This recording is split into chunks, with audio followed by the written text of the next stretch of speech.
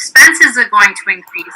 We really need to think hard before we go forward and we borrow 10 years worth for $275K that we're going to be adding about $20,000 in interest to.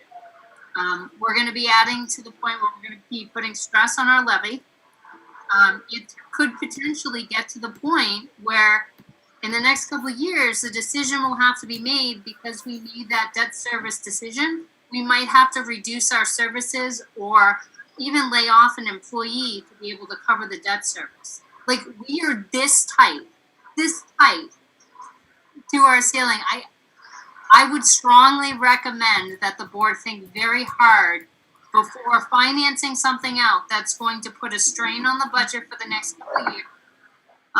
Also give you no leeway whatsoever and potentially make it really hard for things to come with no flexibility on finances. I mean, my honest opinion is that free cash, if we're gonna buy the ambulance, is the way to go. We're not spending additional in interest. It's a one-time thing. We get it. We need it anyway. We have it. We don't have to worry about putting a strain on the budget for the next 10 years to pay for it, because it wouldn't even hit this year's budget. It'll hit next year's budget, which they're predicting to be even harder hit than this year on the revenues. So I just want to make sure that everyone is fully aware. I mean, we can work out the numbers, and I have to work with Eileen to figure out where our unused levy limit is, but there's not a lot there. Just to add to that, the recommendation on the borrowing was because it wouldn't show up till FY22. And the loan you purchase, and you don't have to pay it until FY22. And at that time, we're also supposed to, some of the sewer debt was supposed to be paid off by then. So we're replacing debt with debt to maintain the same average percentage of our budget in capital debt that we were carrying. So the idea wasn't necessarily to get rid of all the debt, but maintain that level of, you get a debt, you pay your bill, you get a debt, you pay your bill, you continue to increase your bond rating. So by maintaining that, not just trying to pay it all off and then hold more into your savings, what to me was, I do understand the point and the concern. I honestly think that if we're thinking we got another year and a half of this happening, and going into FY22 is going to be worse than going into FY21, we really should be questioning all of the people running the state. And I'd agree with that, Matt. If we have the sewer debt, I believe it was sewer debt, clearing up, this continues a debt payment, which I think was still at a less level than the sewer debt payment was. But it does keep that money aside, which if we don't commit it to stabilization or keep some out of stabilization, it still remains available next year and will become free cash again. So if we have budget concerns at the end of next year, if we do have shortfalls in revenues, we can leave that cash to come back as free cash next year to bail us out next year if we need it. Whereas if we spend it on the ambulance as cash, we're not going to go borrow $200,000 to bail us out of the debt if we have trouble next year. Matt. Yes, Claire. Or Greg, either one. I wanted to, from when I talked to Rob, I know he's on tonight, so maybe he'll come in. He said borrowing, it would take longer, and we really need that ambulance now. And if he had the free cash, he can get a better price, and it will get in quicker. We'll get it quicker. Now maybe Rob can. Well, we were talking to him. I had talked to him from Finance Committee to get his opinions on it. Rob, you there? Want to chime in?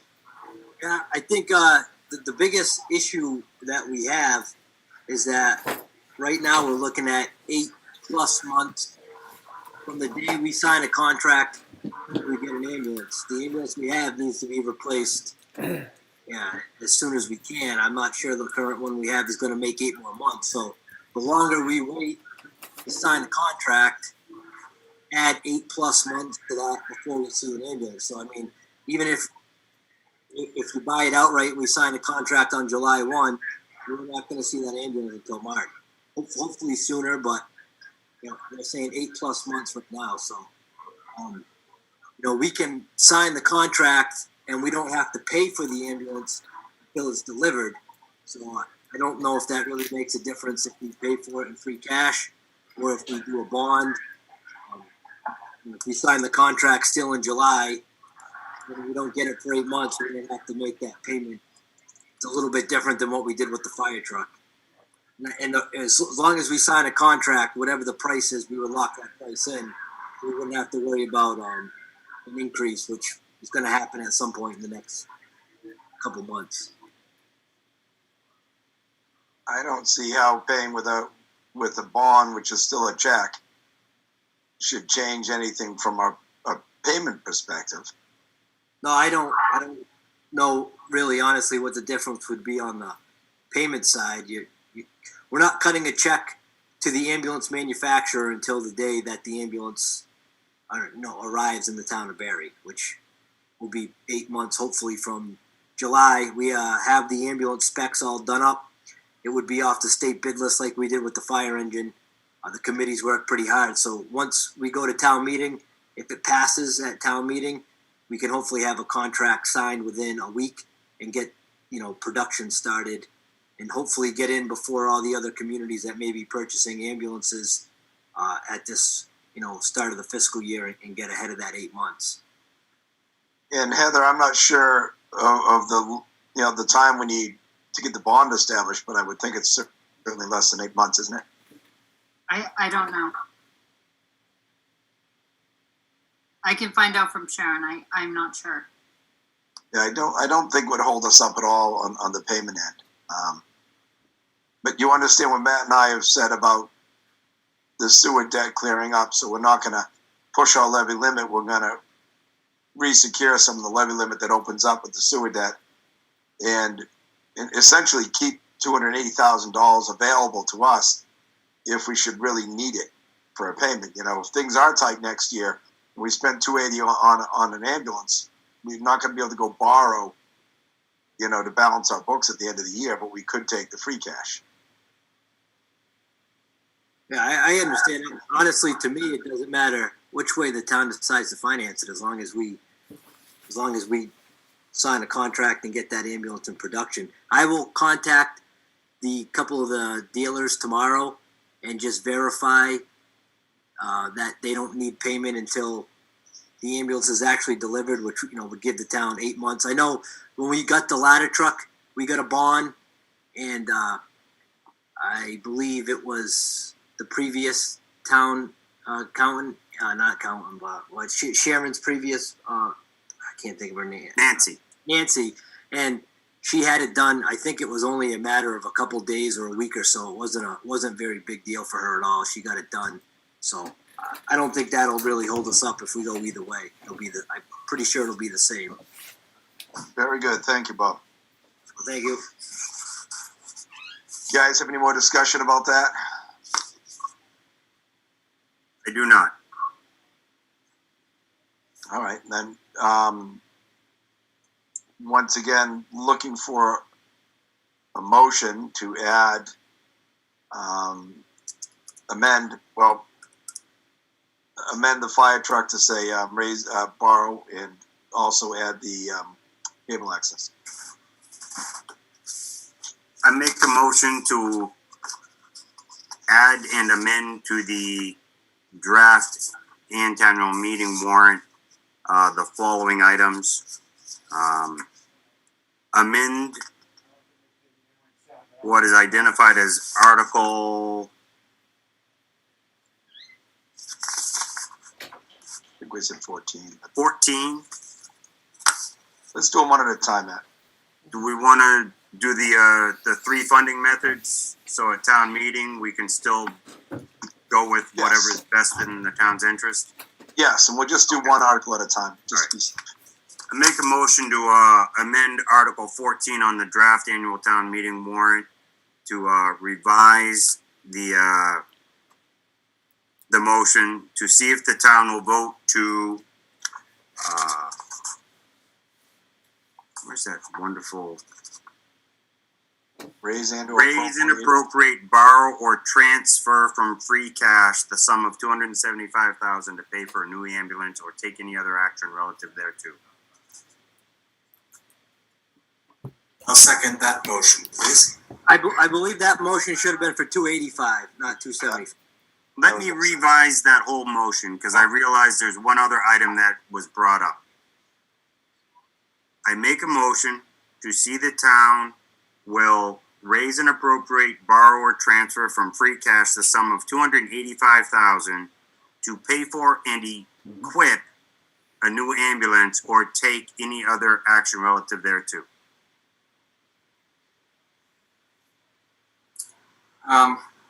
It's 285, I'm reading 275. 285 is what he just requested, so. The original request was 285. I will second that motion. Hearing a motion, a second. I'll call for any more comments, discussion. Hearing none, I'll call for a vote. All those in favor? Clark, yes. Matt Urban, yes. Greg O'Sullivan, yes. Motion carries. Okay, I make a motion to add to the annual, I'm sorry, Greg. I'm saying I'm looking for another motion. Okay. I make a motion to add an article currently to the draft, which would make it Article 21, to raise and appropriate, borrow or transfer $100,000 towards the upgrade and expansion of the cable distribution in the town of Barre. I'll second that motion. Have a motion, a second. Any further discussion, gentlemen? Hearing none, I'll call for a vote. All those in favor? Aye. Matt Urban, aye. Dylan Clark, aye. Greg O'Sullivan, aye. Motion carries unanimous. Anything else you guys want to talk about, rearrange, or adjust with this warrant? Are you happy with it? I would still make a motion to revise by deleting Article 7, Board of Assessors Property Valuation from the warrant.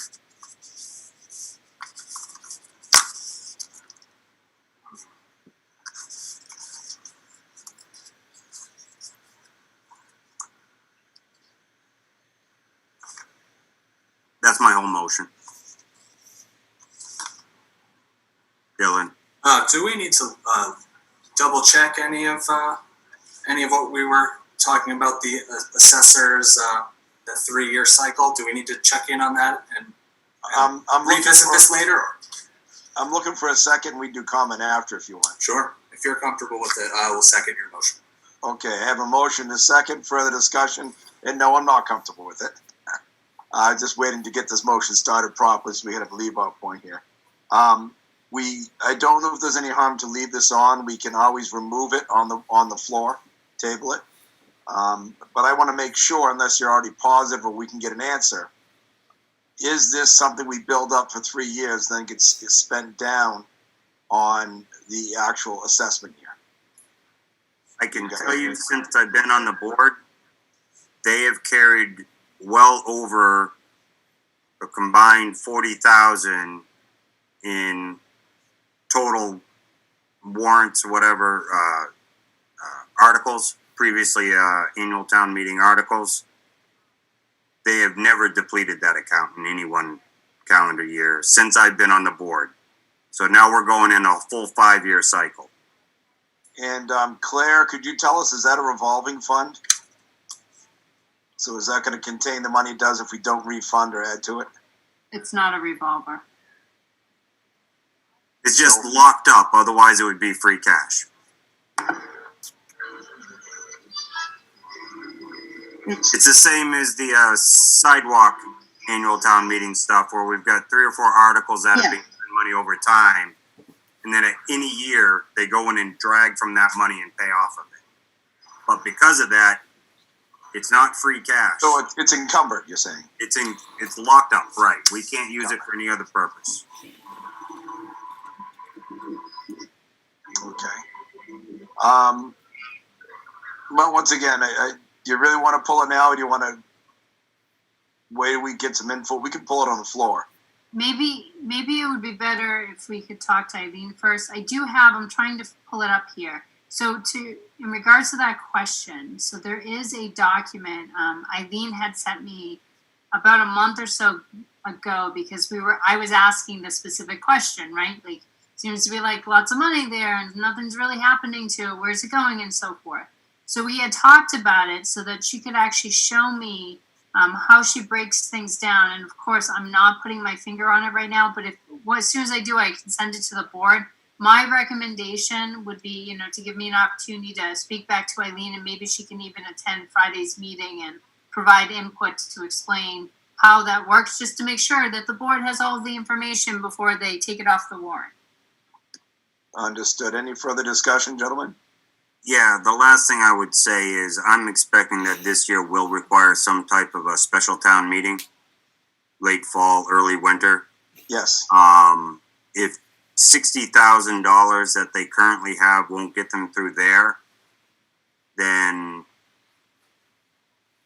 maybe you're right, Greg, and they just got to pay out the invoices they receive and pay it out in August or September, and that'll eat it all up, and they still need $35,000.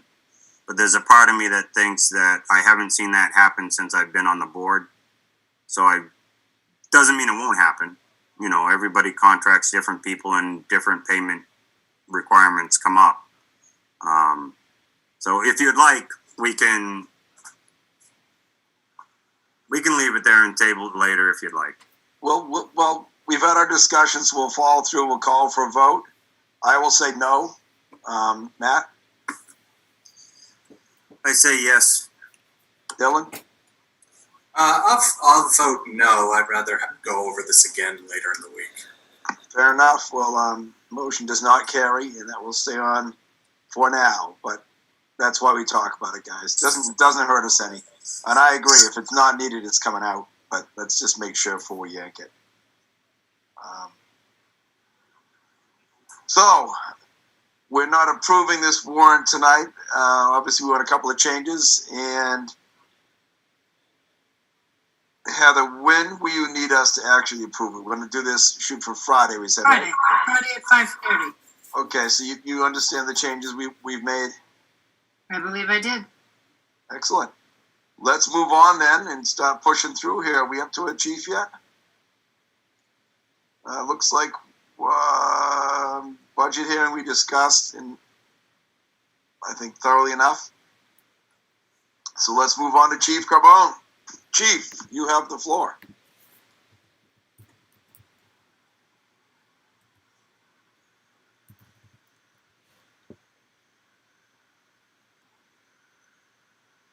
Your mic's not on. I don't know if you're talking, but we can't hear you. There we go. All right. Okay. I stepped out of the room for a minute. You guys didn't have any questions about the police vehicle and the warrant, did you? No. Okay. All right. So what we have here is a request to purchase a ready locker, which is a weapons locker that is used by officers when they have to remove their rifles from their cars temporarily. Currently, they don't have access to the armory. Only the armorers do, supervisors. So they literally have to put them in their lockers, which is not ideal, and leaving them out is unsafe. It's something that we should have. The quoted price for delivered is $2641.65. So we'd like to get approval to take care of that this budget year. Chief, you said since we've asked you to stop spending, how much have you curtailed your spending to this point in the year? And how much is left? Yes. Right now, over 30,000. Over 30,000. You're looking to spend 2,600 of it. And as I understand, what we're talking about is basically a chain of control for the firearms that are going to leave a vehicle it may be transferred to another office between shifts when the armory is closed due to the lack of a supervisor with the key to the armory. Yes, and also when we take the vehicles in for service, we have to remove the guns. And this prevents weapons from sitting in literally the locker in the locker room. Correct. Dylan, you have any thoughts on that? I know we've curtailed spending. I think it's a small enough amount. And if it does have to hit our free cash, I don't mind for that. It seems like a safety issue. So seems like a reasonable expense. Matt, you have any comment on that? Anything you want to say? I don't. Okay, I'm comfortable with it. Anyone care to make a motion? We can authorize the chief to spend $2,600 on a gun locker. I make a motion to authorize Chief Carbone to purchase a gun locker in the FY20 budget. I'll second that motion. I have a motion and a second. Any further discussion? Hearing none, I'll call for a vote, please. All those in favor? Matt Urban, yes. Dylan Clark, yes. Greg O'Sullivan, yes. On that matter, gentlemen, Chief has asked me about the spending that he has curtailed. As we've seen, our budget is going to come in slightly less overall revenues than we anticipated this year. Luckily, not as drastic as we thought, and he was hoping to be able to spend some of his other funds. And my suggestion was that we're not going to really know where we wind up to June 30th this year. And that we, as Matt had just said, we're going to wind up with a special town meeting in the fall. And I would hope if things turn out well that we can address this in the fall. We still don't have cameras in the police station that we should have. They were part of this original construction that never occurred. I'd like to see those things finished off there as well. And I'm hoping that I will entertain it, and I'm hoping you both would as well in a special town meeting in the fall, assuming our budgets come in, I think, close to normal. I don't know if you have any thoughts or comments. I'm generally inclined to agree with that process. Same. Okay. Chief, thank you for coming. I appreciate you holding off on other purchases and playing along with our game of please don't spend any money for COVID. And, hopefully life gets back to normal in the not too distant future. And hopefully these precautions are just that for us. But we do appreciate your participation and coming to us for this. All right, thank you. Thank you. Thank you. Next, the town update. COVID-19 virus. Heather, is this for you? Would you have, we don't have Phil here, do we? Yes. We No, have Heather. you're stuck with me, unfortunately. I'm sure you're up to date on it better than anyone, so. Yes. All right. So the first thing we have, I don't know what I put in, but I'll take them out of order if that's okay for a quick sec. So Whatever you the want. second item on my sheet here is the deficit approval for COVID-19 expenditures. So Jean reminded us, and Matt, I thank you for forwarding along the DLS advisory. So one of the first advisories that the Division of Local Services had issued after COVID-19 started to ramp up was a reminder to everybody that the Division of Local Services wanted a letter from every community saying, hey, hello, just letting you know, we're probably going to deficit spend relative to COVID-19. So Jean has taken some time to go through and draft a very basic email, or a letter rather, for Greg to sign that simply says, yes, we're going to deficit spend. The state will approve it. We had to calculate a number. Jean and I had some conversation. We talked about what we currently have expended for COVID-19. We've talked about what we have out there for the CARES Act expenditures, including things that will get reimbursed by FEMA, all unlikely to get reimbursed and in our pocket by June 30th. So we wanted to make sure we covered ourselves with regards to those pieces. I did email the select board and Claire and finance team a copy of that letter directly before the meeting as soon as I had it at my fingertips. So I cannot, unfortunately, I'm unable to bring that one up on the screen, but I believe I put it in the packet here. So let me just double check the number. While you're looking, Heather, are the election expenses in there as well? This covers everything that we And expect town to meeting. spend. Yep. So Okay, good. this is, and we guesstimated at about 300,000. We're not penalized if we go too low. It's more of a if we go too high, it's more of a problem if we don't have a high enough number. So all this is, it's similar to snow and ice, but different. And we're saying, hey, thank you for recognizing that we're going to have a deficit. We've looked at our numbers based on everything we've calculated before us. The safe number that we think we will not exceed is 300,000 by June 30th. And we go from there. So I don't know if there's any questions on that, but otherwise everyone should have that in their email. Got one quick question. Sure, Matt. How does the 300,000 deficit spending maybe running parallel to or interconnect with the CARES Act application? So, like, if they're looking and saying they're going to go 300 in deficit, but they're only asking for 100 in CARES Act, where's the other 200,000 coming from? Well, we actually asked for about $213,000 worth of stuff in the CARES Act program, but most of the stuff was broken down as in 75 reimbursement to MEMA. So that leaves us with 75,000 on the table. All it would take is for us to have one employee who happened to be around other folks who has to be quarantined to the point where we're paying essentially everybody to be out for a week. And we would catch up to 300,000. It's So about, it's just, Thank you. sure. very good. I just have So- a feeling people are going to be looking at both numbers and trying to figure out how good are we with our finances. So Heather, we're looking for a motion for us to vote to have me sign that tonight. Yes.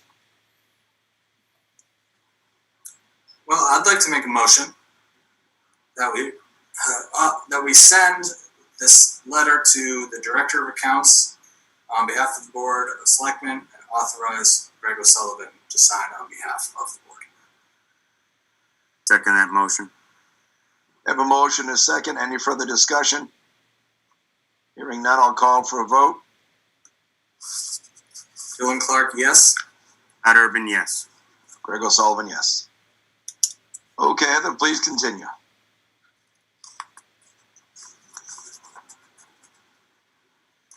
With your COVID review and the 12th budget.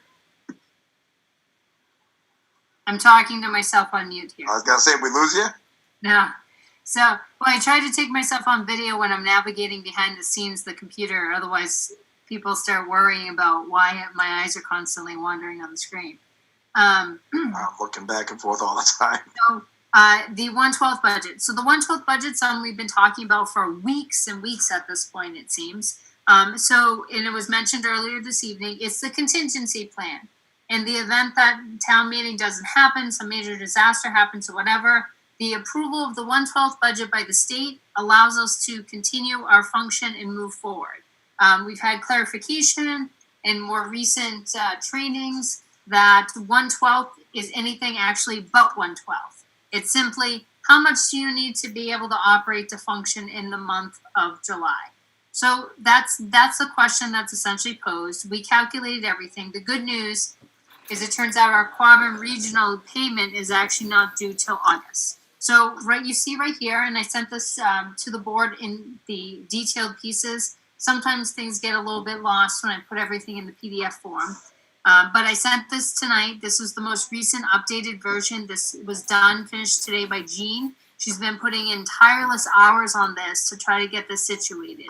So the only month we care about right now is July. If for whatever reason we get through July and there's no annual town meeting that's been held, then you guys go back, you look at the number for August, and you do the same thing again. Again, this is just a contingency plan. Division of Local Services at this point has recommended that any community that did not hold their town meeting by today, the 15th, have a 1/12 budget. It doesn't mean we're going to have to go on it, but if we do, we're ready to go and we're prepared. So it just breaks down county retirement, debt, education, and estimated expenses. Everyone has seen and has a copy of the backup sheets for the additional pieces. This is, we went through our annual expenditures for the months of July and August last year to try to catch everything, any annual fees that are due, any costs for insurance, all of those pieces, and make sure everything was in there so that we were looking at a solid number with these pieces, including average payrolls. So everything is here. This is what we're looking at. So the 1/12 budget for the general fund. Keep in mind one thing we have talked about is water and sewer separate.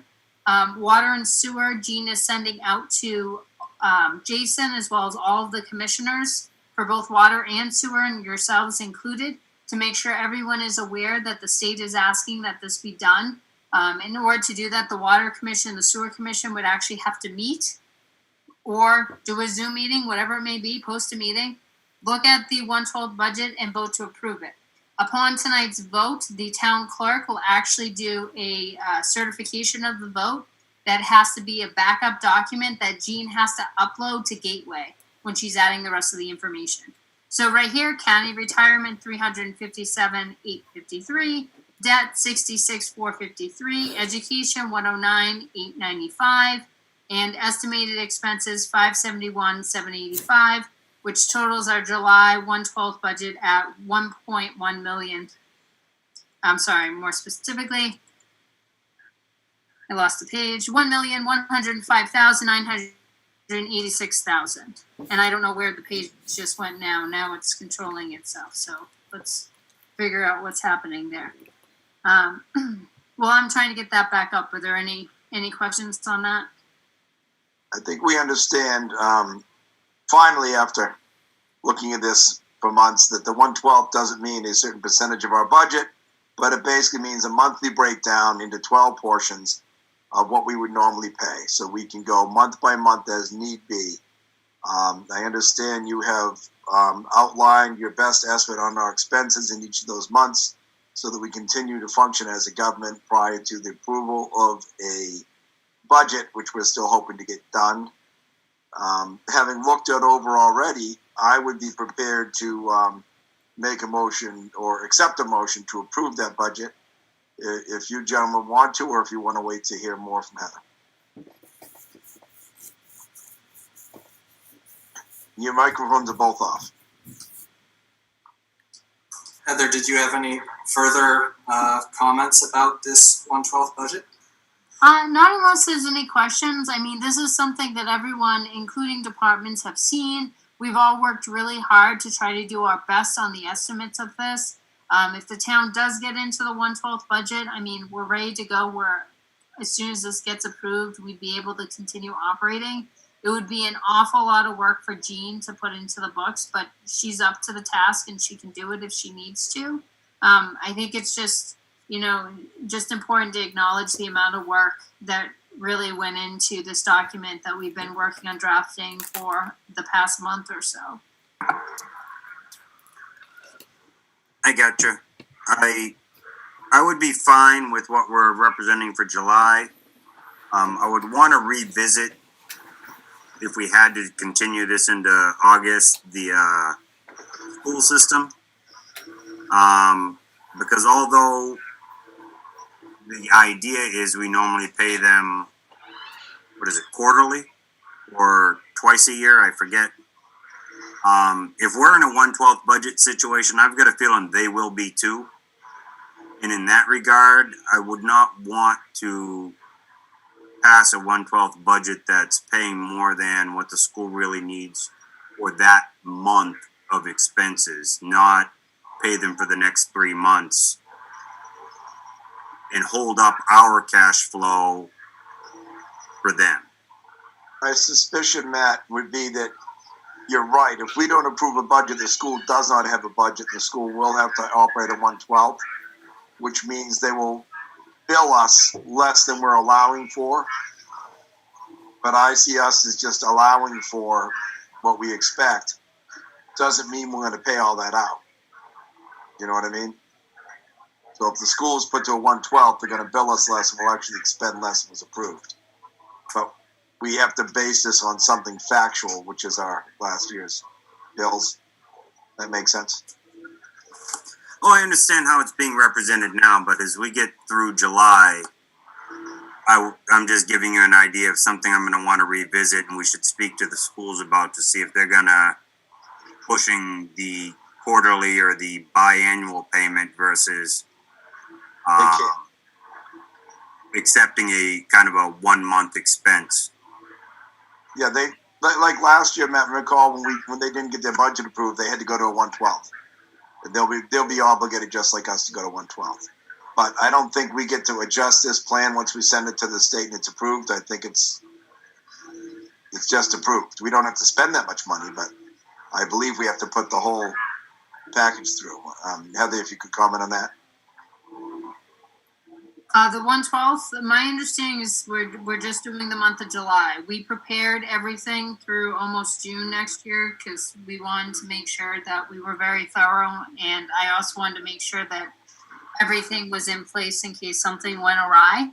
But I don't think there's any actual intent that we would need to go beyond July. We just want to be prepared in case something crazy happens. Excellent. Excellent. Very good. So, Matt, you're dead on. So I make a motion to accept the 1/12 budget that's been proposed and approve it. I'll second that motion. Hearing a motion and a second, I'll call for any further discussion if there is any. Hearing none, I'll call for a vote, please. Matt Bill Urban, Clark, yes. yes. And O'Sullivan will be a yes. The 1/12 budget is approved. Can be posted and certified. Just want to say thank you to everybody that's participated in that because I do understand it is a lot of work. That is a daunting task.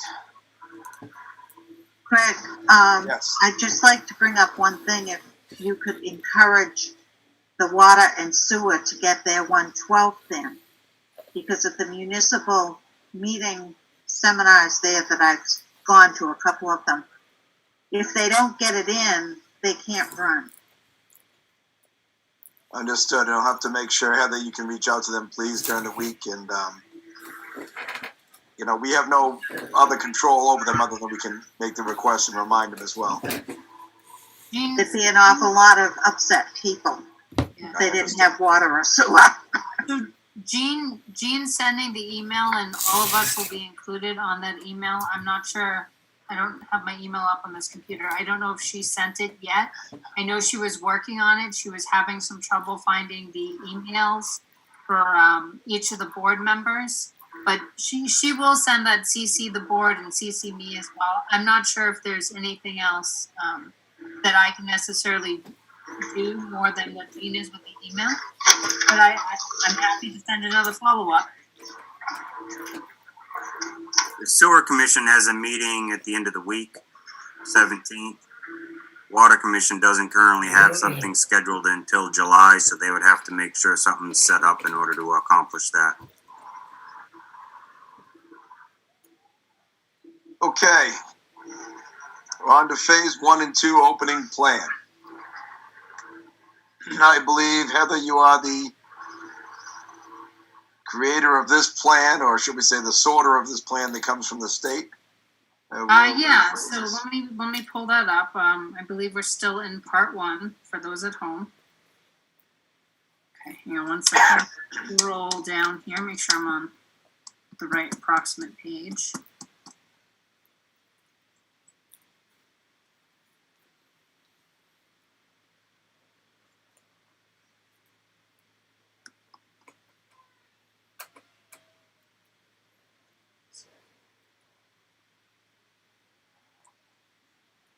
Reopening plan. Excellent. So those at home who are following along with us, we're on about page 58.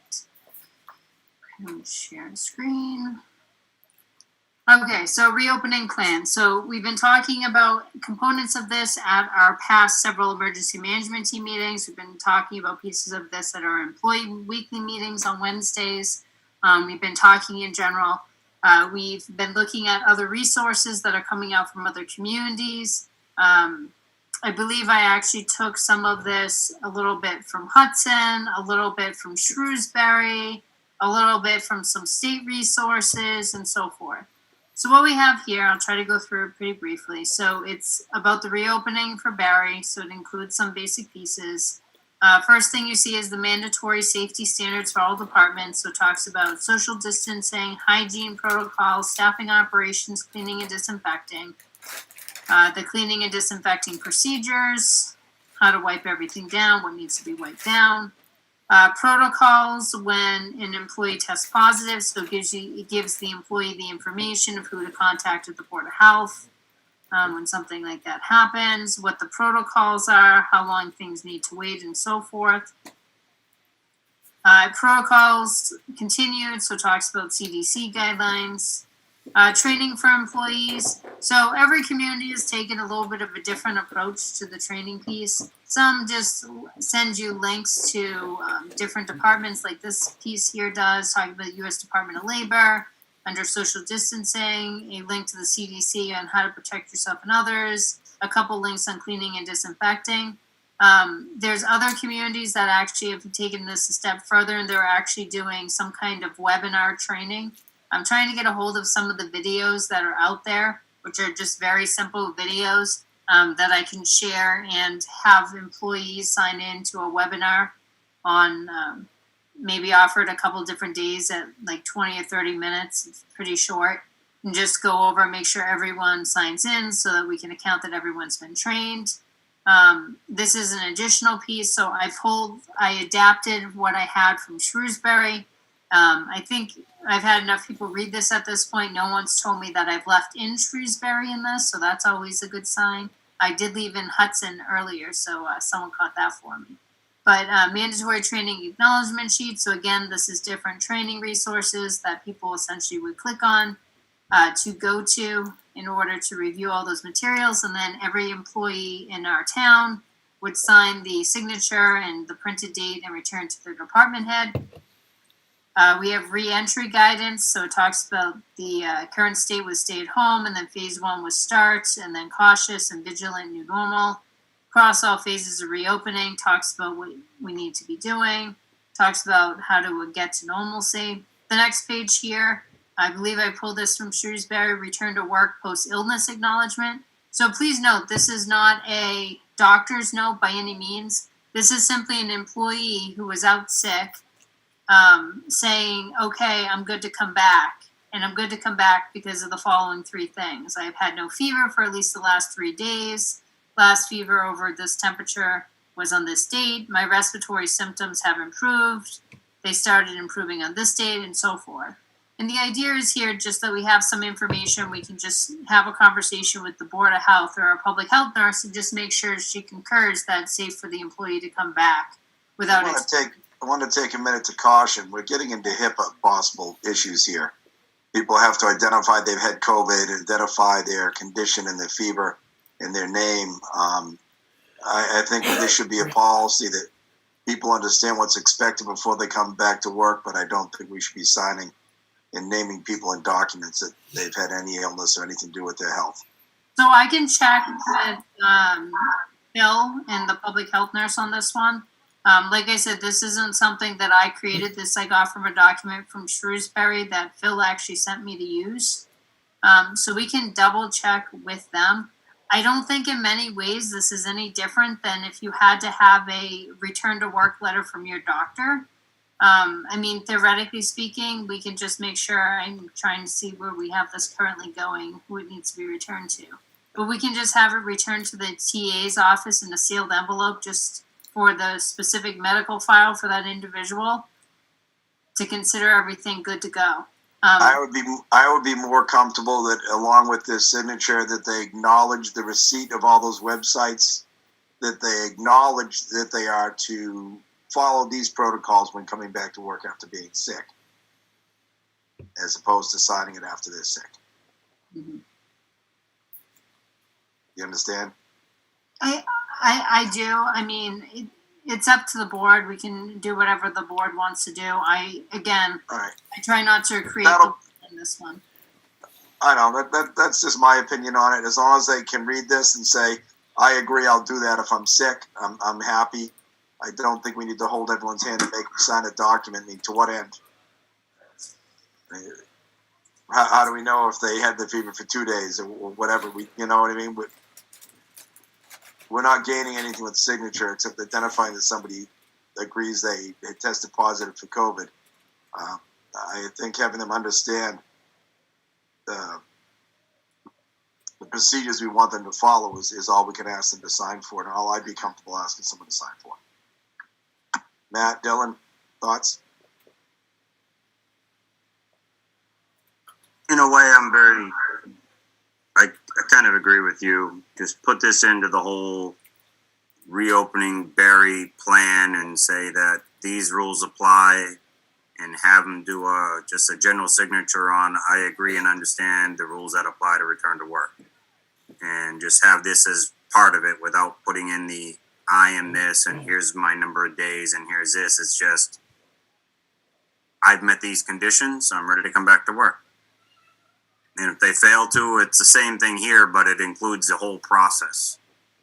Daily routine of coming in to kind of self-certify, saying that, like every day I go to work in Worcester, I go in, I sign my name, I sign the time I come in, and they check the temperature on my forehead. They've chosen not to write or mandate temperatures need to be written down, because similarly to what Greg was bringing up, if for some reason they record 101 degree temp on somebody, all of a sudden it's recorded for public record right in front of people. So it's listed as a column to fill in, and people can if they want, but they don't mandate it being written. They just mandate it being checked. And if you do have a temperature over a certain point, you just turn around and go home. So I think you can do it in more of an all-inclusive, here's the rules to work in the office, and sign the dotted line, and that it covers all of these things. Very good. Dylan, any comments? Yeah, Matt, are you saying that should be, that we should sort of merge the training acknowledgement from 2 pages earlier with the return to work post illness acknowledgement, merge them and take out some of the specifics about fever? Am I following you? Or a temperature? I'm saying merge this document into that one bottom signature with a name, title, signature, date, but they don't need to write in above the I attest. I'm not quite sure what the second bullet blank line is looking for. Oh, the date of the last fever. Yeah, none of that has to be caught. What we want to say is we'd have to revise that to say no employee can return to work unless they've had at least 3 days without having a temperature of 100.4 degrees or higher. Without medication. Without medication. And then, so you revise it just to state that an employee can return to work after these 3 items have been met. If they test positive, generally you add into that, you cannot return to work until you have 2 negative tests.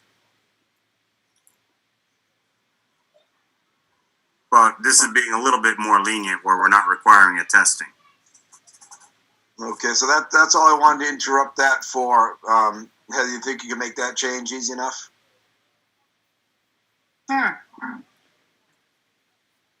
Don't get me wrong. I appreciate how hard you worked on this, and I like that we're giving a guideline to come back to work. I just don't want to call anybody out. Maybe that's from being in the fire department. You can't talk about anything specific to anyone, and I just worry about doing it. Okay.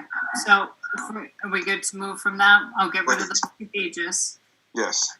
Okay, so then we have employee rights, paid sick leave, and expanded family medical. That's just the acknowledgement thing that we've already emailed out to all of the employees. I've sent to all the department heads a number of times, so it's giving them the information again. Phase 1 and Phase 2, so they're talking about sector-specific workplace standards can be found at that link. And that's all by the state. That's nothing that we have specifically there. The library even has a section at this point.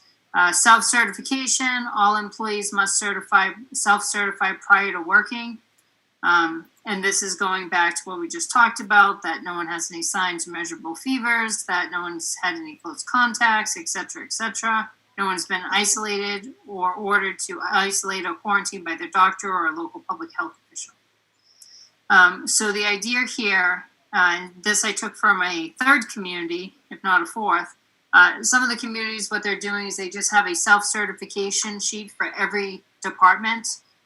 So when I'm walking into the town administrator's office, if I'm an employee of that office, or if I'm an employee of the DPW or an employee of the treasurer's office, the specific sheet for my department will be there. It says the exact same thing. It just says the department on it. Maybe it's even laminated so that it's there and not going anywhere. I'm supposed to read this every time I come into my shift. I come over here, I put the date, I throw my signature that I acknowledge and I've read the above and that I agree that none of those things apply to me. So those are those two sheets. The next thing here, and this one needs a couple updates. So phase 1, phase 2 social distancing. So one of the things they talk about is the 25% maximum occupancy of the normal occupancy of a particular department as of March 1st. So I have the numbers here. The one I need to change is the treasurer's office really has a separate entire door for the treasurer collector. So we could probably get away with having 2 people in there at any given time, as long as one is someone in the treasurer's office and one is someone out in the main space. And then the veterans agent in cemetery, I talked to Paula, and Tony goes into a separate office and always shuts the door. So that could also likely be 2, or they could be separated out so they're each their own department. So I need to make that modification. Does everyone understand the rest of this here? And this makes sense? Yes. All right, so social distancing, some more of the outline pieces. This is saying, limit meeting sizes, stagger break and lunch times, meal preparation stuff should be done individually, separate. You should minimize the use of confined spaces. Here's another state sheet, rules to keep you safe at work, standards for workplaces, social distancing, hygiene, staffing, cleaning, disinfecting. Additional guidance, so it goes into more details about what you should be doing in each of these situations, whether it's hygiene, staffing, ops, vehicle, equipment, tool use. A little bit on the senior center and the library gives you some specific guidance. There's still not much on senior centers. The last I checked on this was on Friday. They're giving very little guidance. The MCOA, Mass Council on Aging, actually has a group of folks that are supposed to be working on releasing information for phase 2. For phase 1, they simply said you can start to bring staff back. No programs, no congregate meals, no people in the building, building's still closed. So it wasn't super duper helpful. I have been talking to Eileen from the senior center on a regular basis and urging her to keep in touch with MCOA and their information that they're providing, but they still do not have their next piece yet. Their task force has not issued their stage 2 guidance. Oh, actually, no, I take it back. They must have issued it today. We'll be providing both operations and communications plan template. So there's a little bit of guidance on the MCOA website that appears to be fresh today. So I'll direct her there.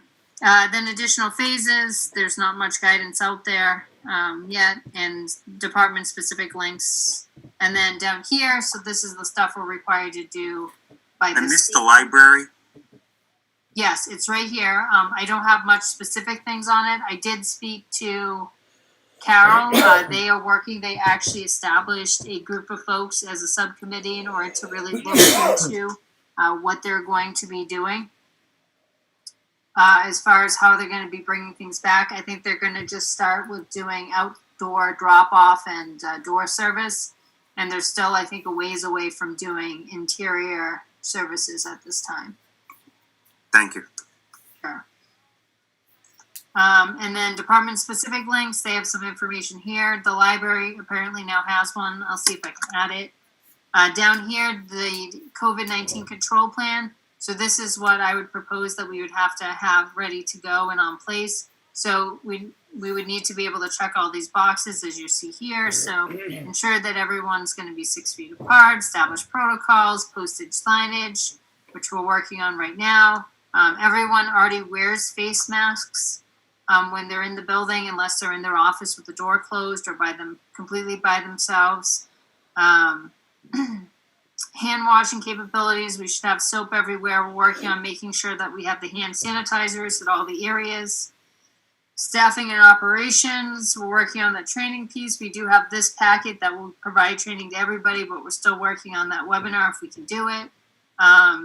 Making sure that people don't report to work, so reviewing the symptoms again with folks. Also making sure that people are signing that they do not have any symptoms when they enter their office. Cleaning and disinfecting. And then the only other piece, and I don't remember, I might have passed it. I'm going to scroll back and see. So in addition to the check-ins for each department, one of the strong recommendations I've been getting from Board of Health folks is if we can have a sign-in for every building. So anyone who comes in as an employee or anyone who comes in, as a different employee from different department or a service provider, or anyone else who's entering the building, even when we get to start having public there, that everyone sign in and sign out, so that in the event that we do have a case where someone is exposed or there's a positive, it makes life a lot easier for the public health nurse for contact tracing. And she can at least know who's been in that building and potentially exposed to be able to contact them. That's very good. I think we pretty much like this as it's written, except for that one change we talked about,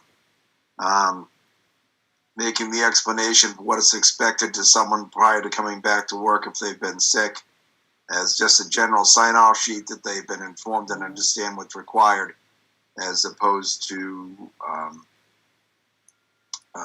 filling out a form after they've been sick. Other than that, gentlemen, anyone want to make a motion on approving this policy and placing it? I make a motion to approve the policy, including the edits to the return to work form that was initially presented, but we had requested to be put into the plan as just a general sign-off, understanding the rules. I will second that motion. I have a motion, a second. Any further discussion? Heather, including you, any more input before we vote? No, the only thing is Ellen just wanted to remind me that the clerk's office actually has a separate door as well. So she just wanted me to make note that it should say the occupancy modification to the clerk's office is 2. I can make that change as long as you guys are good with that. That's fine to make that change, you guys. Of course. Okay. All right. All those in favor? Dylan Clark, yes. Matt Urban, yes. Greg O'Sullivan, yes. Congratulations, Heather. You have a plan to put forward. Wonderful. The department heads will be so stoked. Oh, they're not. License permits. Okay. Overbrook Campground, what is going on? They're applying for their license and changing the holder of the license? Yep. So we Why have isn't this done at once? So we have Jen and we have Brian here. Before I turn it over to let them tell you all about it. So essentially every year they have to do a renewal of their seasonal license, which usually is done in March. But if you remember, things kind of got crazy with COVID-19 because they're not open year round. They don't have a year round liquor license. They only have a seasonal liquor license. And those renewals are done in the month of March. So they have all their stuff taken care of for that seasonal.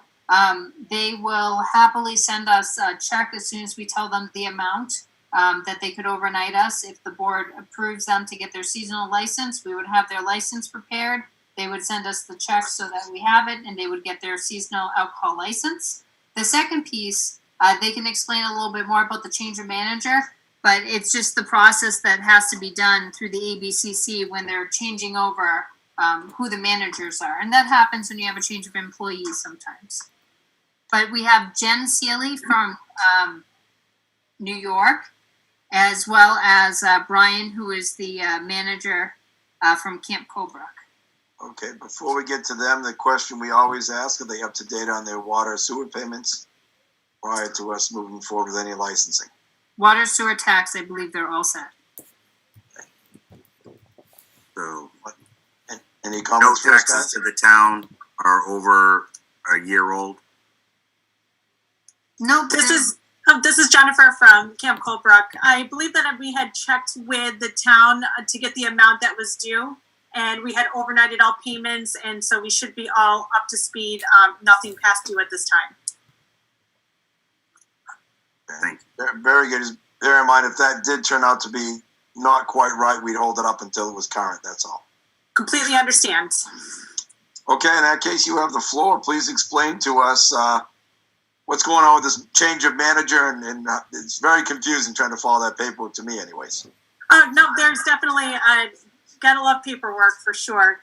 No, we're just requesting to change the manager on our liquor license. It had previously had said Arthur Swanson, who had been with us for several years. He had left the company to pursue a different change of job going forward.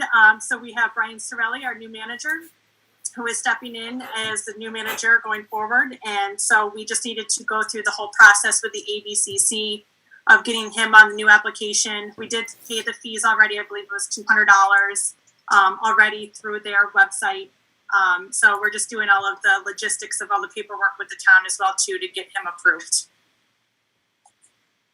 Okay, and I just look at all these forms, I see 3 or 4 different signatures and manager spots in different places, and it's hard to understand who's Yeah, signing so you for have what the and has the manager, authority.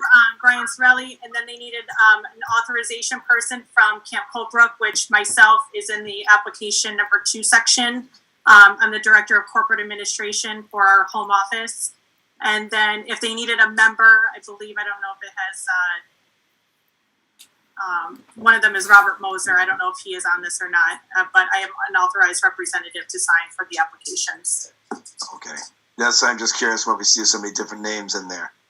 Right there for the employment, it's just showing Brian's former managers, just showing his previous employment if needed. Okay.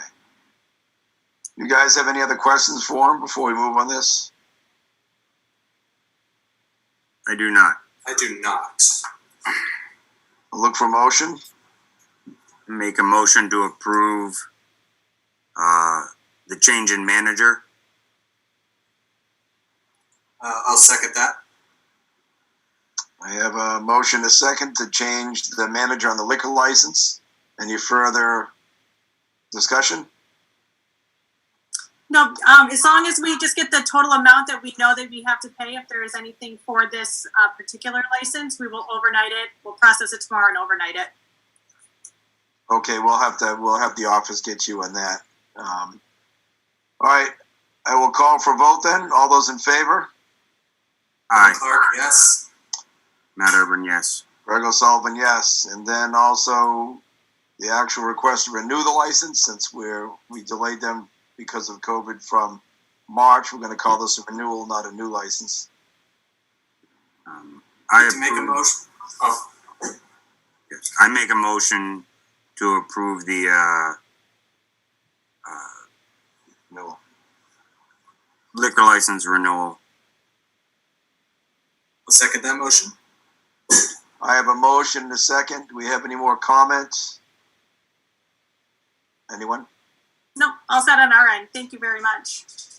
Okay. No further comment then, gentlemen. I'll call for a vote. All those in favor? Don Clark, yes. Matt Urban, yes. Greg O'Sullivan, yes.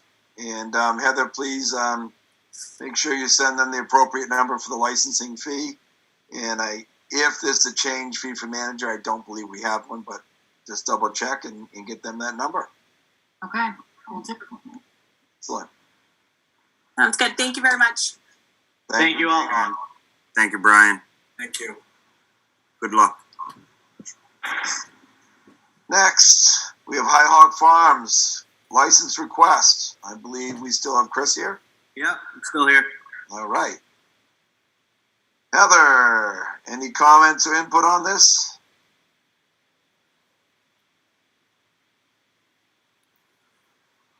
I don't hear it, so I'll start with. We did, as you gentlemen have seen, and we talked about before, have the request for a local license from High Hog Farms. There were 4 parts to our requirements for that license, which included, I'm going to paraphrase here, I'm not reading them. It included a contact person, name, information. It included all of the concerned persons and their contact information with any stake. It needed a application for their state license or state license number.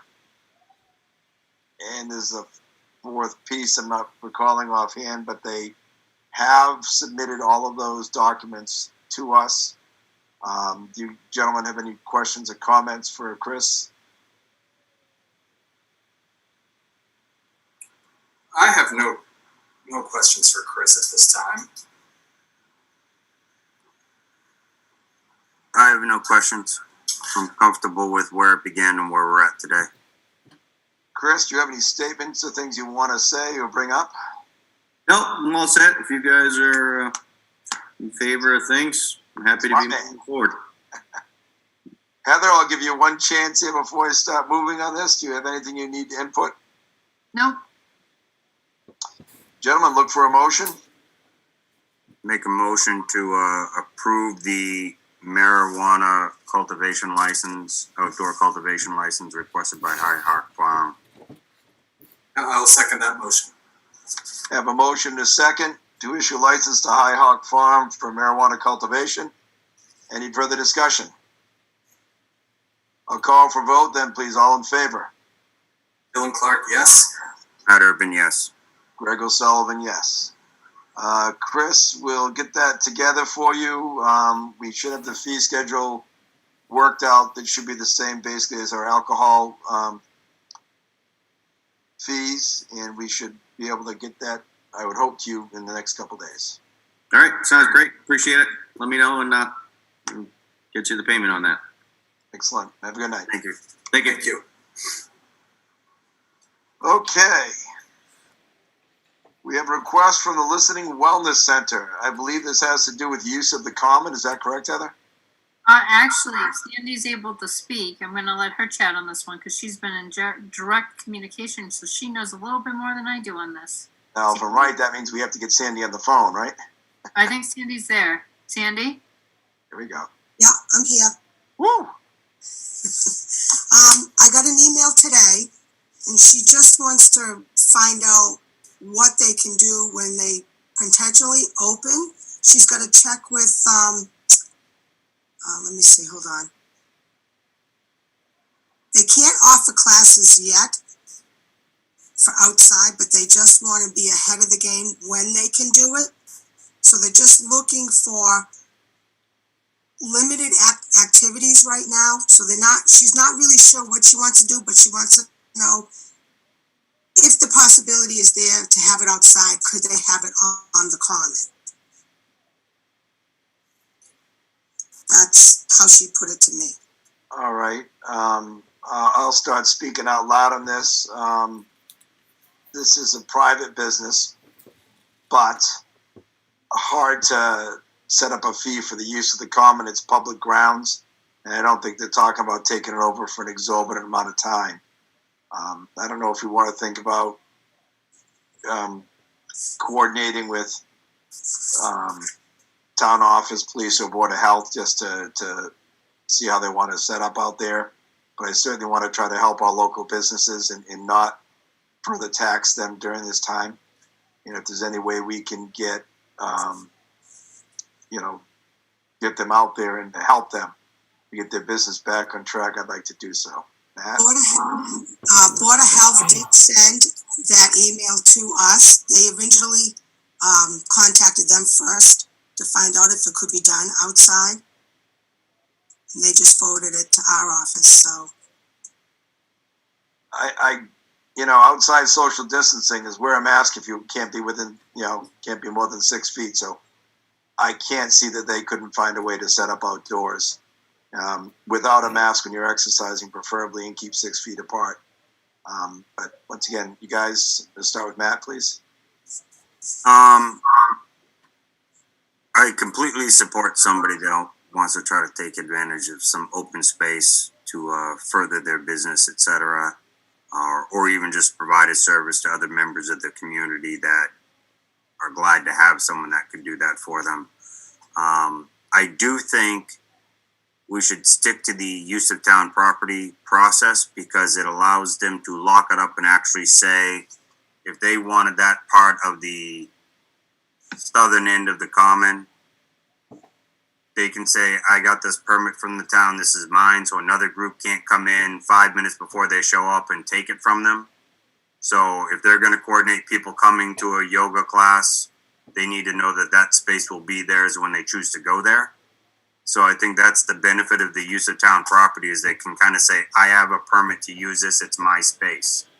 I would make a recommendation that while there are executive orders limiting business activities and outdoor activities, I would reduce the use of town property fees to the minimum $50 non-profit fee versus the 100 or the 50. If you guys are interested, I'd be even willing to listen to some different level of it, but I do think a fee should still apply. We still have to process it. We still got to go through it, schedule it, coordinate it. There are certain costs that we shouldn't just take on for no reason.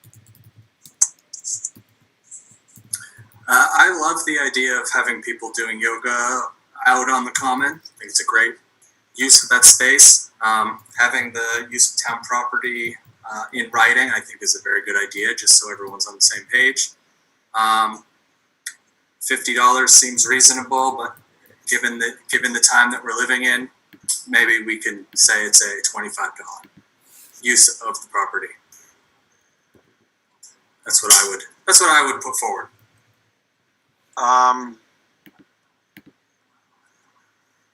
I would suggest that maybe we support the use of the property and the permitting process so that they have evidence that they have the right to use that parcel. And we should hold off in determining a fee until we see how much of the area they want to use, how often they want to use it. And we'd also require that they cordon off the section they're going to use during their class time so that it's physically separated. And it may be something like a $10 per class or $5 per class or $50 a week. But I think we need to wait and see what they propose before we talk about the fees further and talk about what we want to cordon off. But I think we can certainly tonight give them our approval and support for use of it when it's appropriate, and make note that we'll discuss the exact terms and fees as it becomes appropriate. Quick question on that. Sure. Do we feel like they need to go through the effort of cordoning off or just mark it on a map saying this is the part so that we can refer to the map, and if ever there's a permit question, they can say, this is the area the Board of Selectmen authorized me to use. But cordoning it off does add a bigger burden to them. Right. I think a couple stakes in a rope are pretty easy, and it gives us a way to separate the public from them and them from the public on that area during the time. I'm just anticipating the COVID requirements are going to say we have to segregate in some way that activity. That's all. Gotcha. They're in charge of inside their area, but if they want to have that outside area, they need to invest in a couple stakes in a rope. Okay. It doesn't have to be fancy, that's all. So I'd go ahead and make a motion myself that we support the Listening Wellness Center and the use of some town property to get themselves going, and we will address the fees and terms when it becomes appropriate to do so, but that they would need to begin their process for request of use as town property as normal.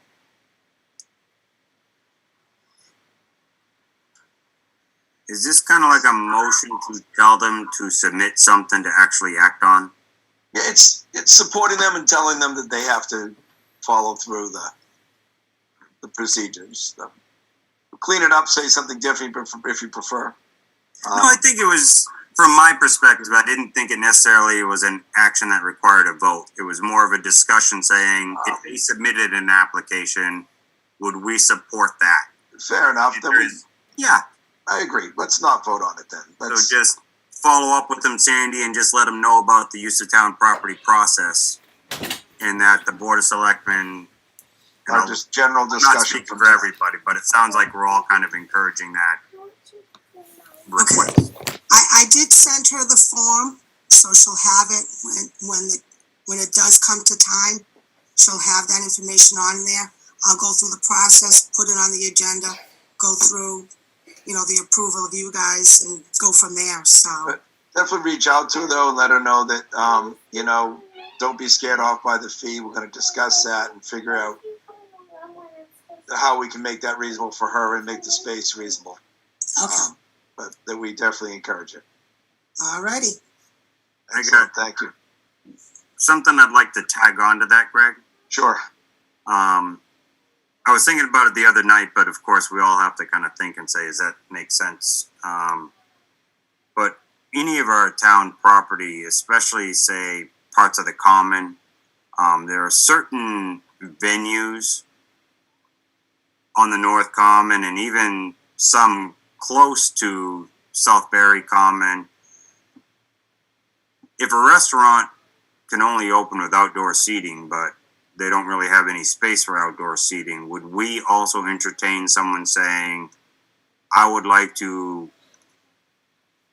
own this sidewalk for date to date to do outdoor seating, or I would like to be able to set up an outdoor seating area across the street on the common.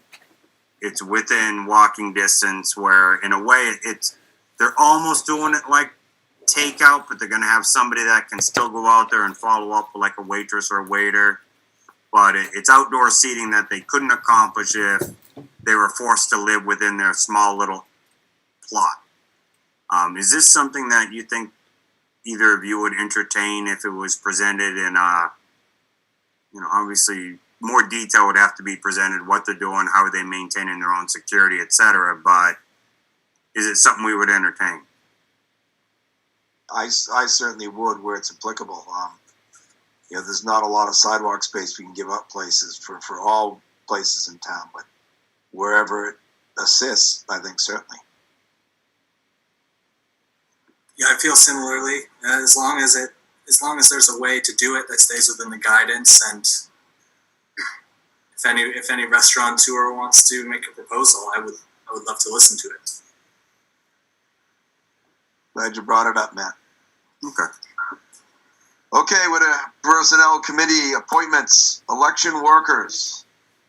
Ellen, you still there? Hi, I'm still here. Can you hear me? Yes, I can. We're up to appointing election workers. Okay. Would you like to present? You don't have to. We can get Heather to pull it up. I don't have the list in front of me. And I disconnected from my computer. That's all right. Heather, do you have the names of the election workers we need to appoint? Is it just these Evelyn Grace Rindu? Riendo, thank you. Yep. These are some good names for me to try to say. So Julie Grace Smith, yep, and Robert Maxwell LaRue, aka Max. Yeah. I don't think we need to list their enrolled, unenrolled, Democrat, and all that stuff, do we? Not for this election, no. No. So we have those three so named that Ellen wishes to appoint as election workers, gentlemen. I make a motion to appoint all three workers whose appointment will expire June 30th, 2021. I'd like to second that motion. I have a motion and a second. Do I have any further discussion? Hearing none, I'll call for a vote. All those in favor? Bill Clark, yes. Matt Urban, yes. Greg O'Sullivan, yes. They are appointed. Thank you. You're welcome. Personnel Administration, payment of alternative interim building inspector. This is going to warrant a little discussion, guys. I think off the cuff seems like a very reasonable price. We debated long and hard over how we're going to evaluate and do it. And I would suspect if we went down to per call or per incident or whatever at $50, we'd pay him more than we would at $300 a week. Like I said, if he's in the office fielding a phone call, or he's got to go fill out a permit, or he's got to go, inspect something, I'm sure if we had him break it down, we get in that same ballpark or more. And I believe where this money is budgeted anyways, in that building commissioner slot for the year, we certainly never intended him to be in there for this long. We were intended to get someone else in, like we said, and pay them. I think we may have to double check with Labor Council and make sure that we can authorize this. But I believe we can, and it's appropriate. And I'd just like to discuss how we feel about that number and payment. I don't say we should vote on it tonight. I want to go to council first, but discussion as the value and the amount. Dylan? Very fair. His request seems entirely fair and appropriate to me, Matt? even conservative. So just to clarify, this is for the last 11 weeks, not the future 11 weeks from now. Yeah. Yes. We now have a building commissioner, so he's no longer stuck in that role. Okay. All right, so without voting on it, we'll table it for now. And Heather, if you could check with Fred to pray for us and make sure that we are doing the appropriate thing to authorize that payment. Yep. And we don't want to. I think we're in the same fiscal year, and it's compensating for services that have been rendered. I think it's appropriate, but we need to just make sure. If we need to do something else within this year to make this payment, I think that's reasonable as well. If we need to do something different, but I want to move forward. Okay, request for building commissioner to be reimbursed for mileage in lieu of his car. Is that the new commissioner? Yeah, so Bill Cantel had discussed through Andrea and I had talked to her. I have not talked to him directly on this. I'm happy to just table this and come back to this piece. This was just his inquiry on whether or not he could go back to being reimbursed rather than using a car from Hardwick. I think it's a lot more complicated than that, because part of my understanding is the reason we get the car from Hardwick is because it knocks off some of their costs. So it helps with their savings piece. So we can come back to this piece. I haven't had a chance to talk with Bill directly on this. Like I said, this came to me from Andrea. I had suggested that he put something in writing, which I don't believe I've seen. So maybe it's not a non-issue. I'm not sure. My initial thought is a hard no. Anyways, we have that car for a reason. We're paying some mileage. We have liability for their vehicle. Then when they're in their vehicle, all sorts of other issues come up. As opposed to come to work, take the town's vehicle, do your business for the day, and drop the vehicle back off after. You guys have any other thoughts on that or input? Well, I think you covered it. Yeah, and I would say this close to town meeting and the way we budgeted things, we budgeted it based on Hardwick providing us that vehicle, and therefore we're paying a little bit more of the for town share because of the in-kind contribution of the Hardwick electric vehicle. And I think that's all a fair negotiation, but it's too late to go back to that running into annual town meeting and then come up with more money to pay for mileage for someone that didn't want to use it. Plus, I'd really want to clarify exactly the terms if we did go to mileage how mileage is calculated for someone in that role. It's 54 cents a mile under IRS standards. And where does it start and where does it end? It doesn't start from his house. It may start from the Henry Woods building every day, but it's not necessarily Henry Woods building to Petersham, back to Henry Woods building, back to, New Braintree, then back to Barre, then down to Hardwick. It's be efficient with your time and your usage. That's all I meant. So I couldn't just approve this with that one line. We'd have to really go through those details before I could answer that question. And as I said, I'd be a hard no anyways. We've made the allowance for the car to eliminate all of those things. This is an employer-employee relationship where we've provided the vehicle, so they're not using theirs.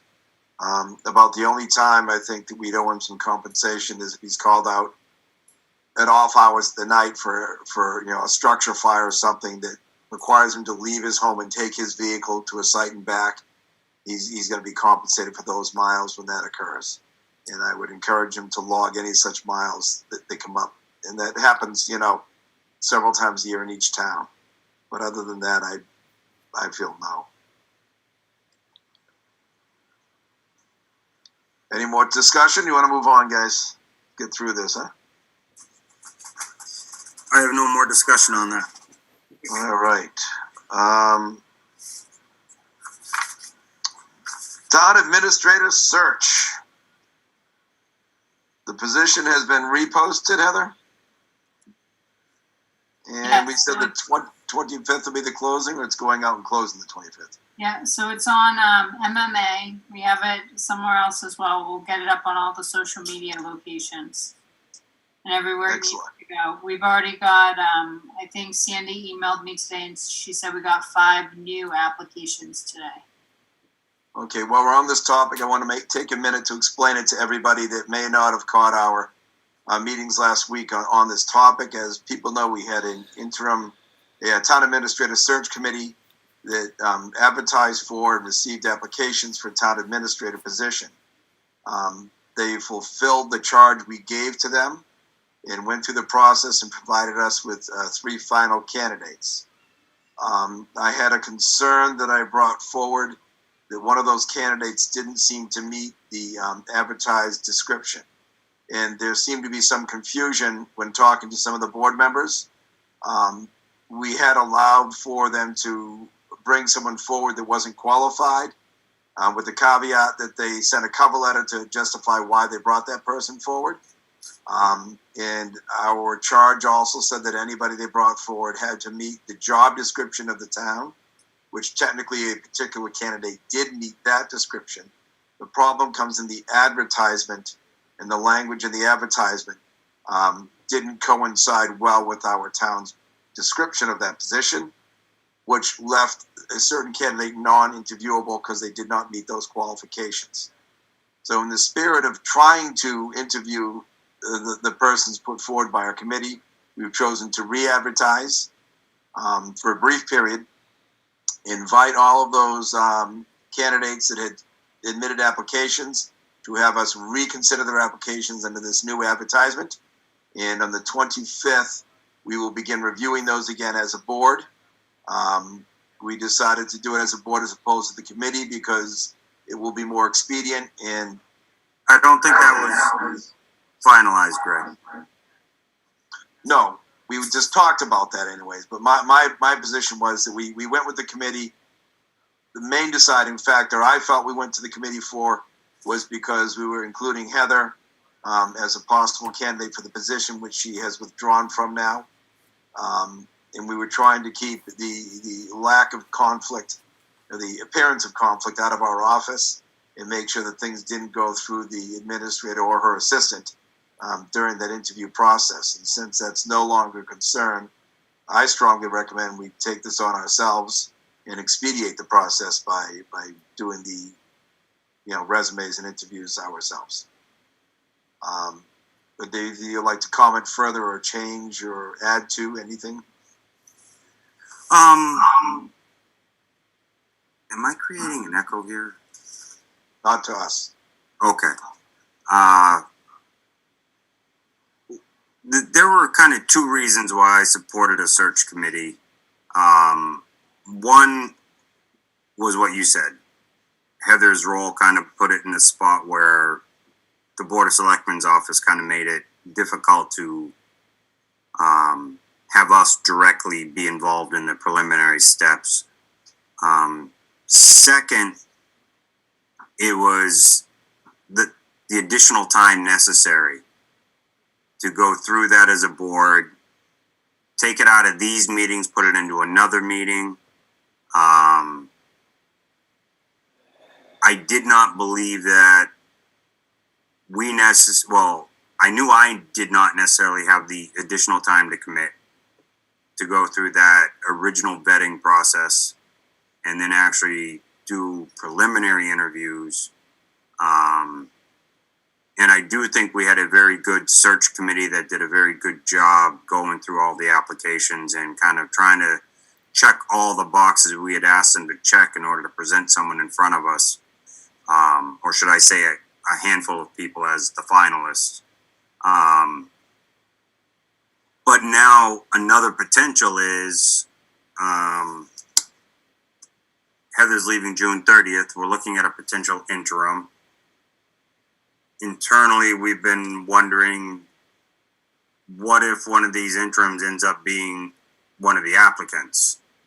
If that's the case, we've got to kind of get right back to the things can't go through the town administrator's office directly, or that person also becomes compromised. So I don't know if each step we take is really gonna, I kind of like the idea of take the new applications that came in, send them back to the search committee to review again. If they deem that those make it to another set of interviews because someone new has come into the game, they have to review it. They have to identify it and potentially schedule their own interview to go through it. I think I just heard 5 new applicants came in. If that's the case, there's likely at least one more person in those 5 that they're probably going to want to interview, just to dot their I, cross their T. So I would recommend, from my perspective, I would say take the new ones, send them back to the search committee, request them to work with any of the new applicants, go through that vetting process, determine if interviews are required, and then come back to us with their finalist list again. It may change. It may not. But, and then we can jump in and do the finalist interviews. I don't think I could give the town a fair shake if I tried to take that on as well. Okay, Dylan, what do you think about it? Yeah, it's heartening that we have 5 new applicants already, and I think if the search committee could take a look at those 5, and maybe we could find a couple really good candidates in there. I'd be willing, definitely willing to give my blessing to that anyway.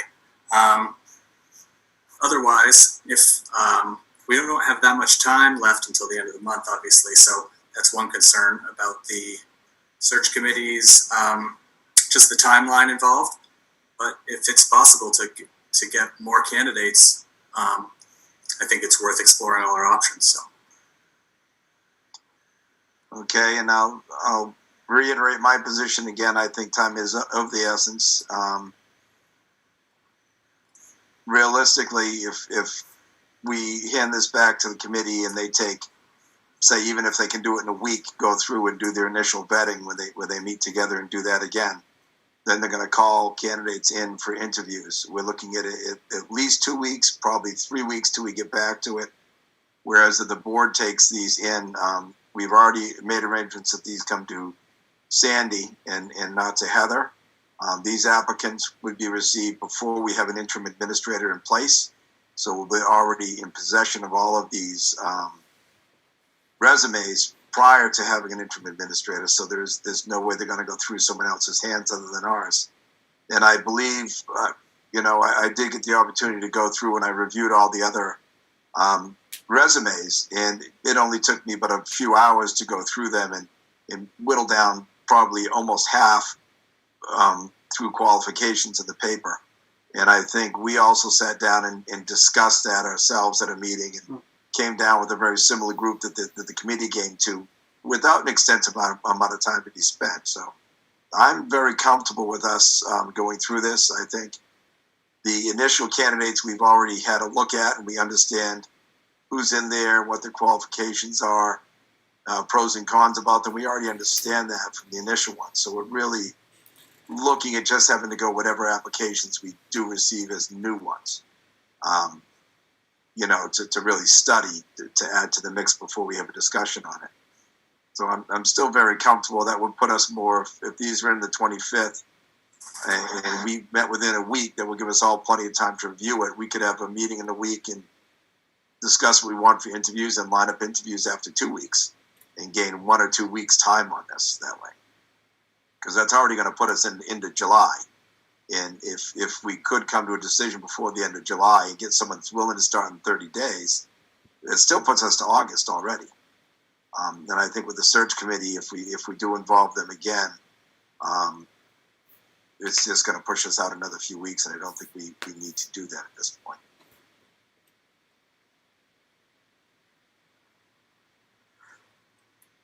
So we're going to meet again on Friday. So I don't want to make a vote on this and how we proceed. I want us all to think about it a little bit. Maybe we'll discuss it specifically on Friday, and we'll vote how we're going to proceed. And hopefully the search committee has been listening. I've been telling people, please wait. We're going to put more out publicly. I didn't want to reach out or make any comments to any of them individually.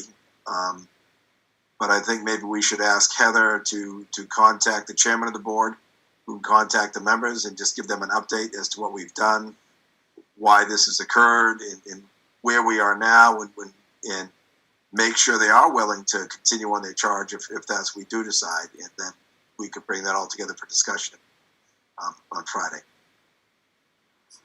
Just want to clarify something. Sure. When we set it up, we had talked about posting the position, but identifying a date that applications received before would have priority. Because we had mentioned something about wanting to be able to act on things sooner than having to wait till a complete open date ended. Do we have to wait to the 25th? We've got 5 new applicants. We could send those right over to the search committee tomorrow and say, get started. We'd have to read that advertisement to be very sure that we're right on that before we do it. That's all. Yeah, I think it's correct. I believe my language on that was priority given to applications received prior to June 25th, position open till filled. So that's priority to June 25th. So if we started now, we're jumping the gun by a week or 10 days. No, it means we received it before June 25th, so we're giving them priority, which means we're willing to act on it now. Right, but we're not to June 25th yet. No, we don't have to wait to June 25th. That was the whole intent of why it was written the way it was. Applications received prior to June 25th will be prioritized. It doesn't mean that we won't act on applications received prior to June 25th. At least that was what I thought the intent of the wording was supposed to say. To me, that reads that this posting, this job is available until it's filled. If you're planning on filing on June 26th, you may be past the deadline that we're going to start reviewing. It sounds like reviewing starts on the 25th. And we're going to keep it open until we fill it, but we're going to start making our decision on the 25th if we can, is what it sounds like to me. Not the 14th or 15th or 16th, the 25th. So we had discussed about posting for the minimum amount of time. And is that what June 25th ends up being, the minimum amount of time we could have posted to make sure that the advertisement made our review process legal? Well, there's no legal requirements other than we have our own policy that we're trying to comply with. So it puts it in accordance with our policy, publishing it, putting it out there 10 business days prior. But I think, I guess this all comes back to, again, who's reviewing these? Is it the board or a screening committee? If it's a screening committee, I think Matt's got a point, which is the applications are in, they're not going anywhere. Hand them to the screening committee, they can start doing their work if that's what you're going to do. If it's the select board that's going to be reviewing things, and there's no reason that the select board can't start reviewing and setting up meetings for interviews on any qualified people that they want to interview. I mean, I think you theoretically need to at least review all applications that come into the 25th, but I don't think it means you need to wait till the 30th or the 26th or the 27th to start interviewing folks. Very good. My recommendation stands. I'd like to know your thoughts, guys. We'll wait till Friday to make a decision on this. And one way or the other, we'll start either reviewing resumes Friday ourselves or send it to the committee. But this gives us a time to make sure the committee is still ready, willing, and able to continue with this. We have 4 committee members that I believe are still on the line, to include the chairman. He's watching it. I don't know if he has. I don't see the microphone or anything next to his name, so maybe he can't talk. But doesn't change the fact. I'd like to wait till Friday, unless you guys want to make some motion to take an action. Otherwise, I'd like to wait till Friday and see what, if anything, what council might even say about our starting early. I think we can start earlier, but making a decision before the 25th, I think, would be inappropriate. Mr. Chair? And find out if the committee is still available. Go ahead, Rich. I think that the committee is still willing and able to pursue the charge or whatever direction the Board of Selectmen chooses to go. But as far as I know, we're still together as a committee and would certainly look at any additional resumes or applications that you may have. All right, so if we go that route, we'll probably have some clarification to make sure that we don't have a miscommunication like we did last time, unfortunately. And if we do go that way, you'll start getting resumes probably Friday or Monday. Very good. I mean, I can certainly email the committee members, first like tomorrow and get a consensus, but I believe everybody's still intact and will follow through. Okay. Thank you. Thank you, sir. So unless you guys object, I'd like to table this till Friday. We'll make our decision then, and that'll give him a chance to confer with everybody for sure. And we can come up with and think about if we want to add language to the charge or clarify anything to make sure that we don't get any miscommunications. Even the simple thing, if somebody's unqualified to give us a cover letter, that we didn't highlight that enough, just make sure that we express ourselves fully if we go with the committee. That's all. Okay. Next item would be possible appointment of an interim town administrator. To that end, we have Todd Miller here with us. Heather, could we open Todd's mic up, please? Already here. How are you, Todd? Not too bad. Late night. How you doing? We're doing okay, and it's an early night. We're not late yet. Sadly, it's getting close to 10, but we had a lot to do. So we obviously had a snafu in doing our final interviews to appoint an administrator.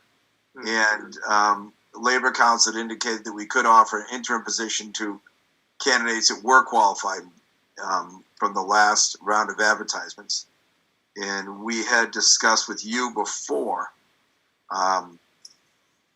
when the interim position came up that Heather filled. And we wanted to talk to you about that and check your availability and maybe discuss that possibility. You guys have anything else to add to that before we give the mic to Todd? No. Nope. That sounds great. So your thoughts, Todd? Sure. Well, this particular issue has a couple of different facets to it, in the sense that my primary concern about all of this is recently secured a new position in Sturbridge doing the similar work for them as I have for you guys, primarily economic development and regional planning. However, the main sticking point is the fact that I would have to, of course, release myself from Sturbridge in order to take up the interim position here in Barre. And by doing so, I would be kind of forsaking my own health insurance. And forsaking health insurance during the period of a worldwide pandemic seems as attractive as the position is. It seems a bit irresponsible, a bit too risky for me. So it's not that I'm completely pulling myself out of the running per se. It's just I don't think I can, in good conscience, release myself of my current obligation just for a 4 to 6 or 8 week period, after which I'll be without health insurance. And that's the main sticking point. I'm free to talk about just about anything else, but that's really my main qualm about taking up the interim position. So I don't quite know where to go from there, but I'm willing to entertain ideas if any of you have them. Obviously, we did receive an application from you. That's why you're here as a possible interim candidate. And I don't know yet if you will continue that application into the next round here. But we certainly can't, we can't give you any assurances or guarantees. We haven't interviewed anybody ourselves. Of course. But we certainly thought of you and your knowledge of our town in the direction that we talk about the town going, and we talk about developing a master plan, in the many aspects of the town that you know much more intimately than other people. That's why we thought of you. And I appreciate that deeply. Everything that I mentioned with all of you before still holds true. The importance for a longer lens in terms of planning, the importance of, especially that you've referenced today, complete high-speed data connectivity for the entire town. That's going to be downright critical going forward, and I urge you to continue pursuing that. That said, I don't think that I'll be able to continue going on into the interim search, in the sense that I'm relatively comfortable in Sturbridge where I'm at now, and at the time that I had put in for the notice to keep my application active, at that point the dust hadn't settled with the Sturbridge gig. So at that point it was all a big uncertainty, so I wanted to keep all the leads and all the plates spinning as possible. And after this it looks like yeah, thank you. But it looks like I'll be solely occupied in Sturbridge for the foreseeable future anyway. And just to clarify, what you're saying is you're taking your name out of the interim role, but you are not removing your application on town administrator role that you previously applied. Yes. Just for the sake of that stability I mentioned. I just can't give up a permanent full-time for something that could be as brief as a month, if the right candidate of these 5 that recently came in today happens to be. I mean, the stars might align in such a way that you guys find the perfect fit. I don't want to deprive you of that. I don't want to deprive myself of health insurance during a pandemic. Fair enough. Gotcha. Well, thank you, Todd. I guess we would have no action to take on this tonight, unless you guys want to discuss any of the other candidates right now, or don't know how we're going to proceed otherwise right now on that. Should we put out a quick something to say, hey, we do need this position? We could advertise, or maybe reach out to the qualified people off the previous advertisements and see if any are interested in an interim position.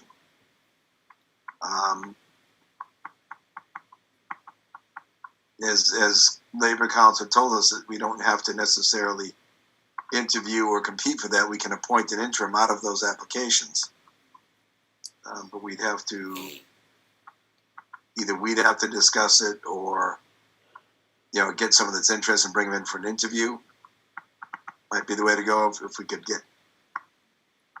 I'm just spitballing here. Maybe have Heather contact people and see if we find someone that's interested. from that list of qualified resumes.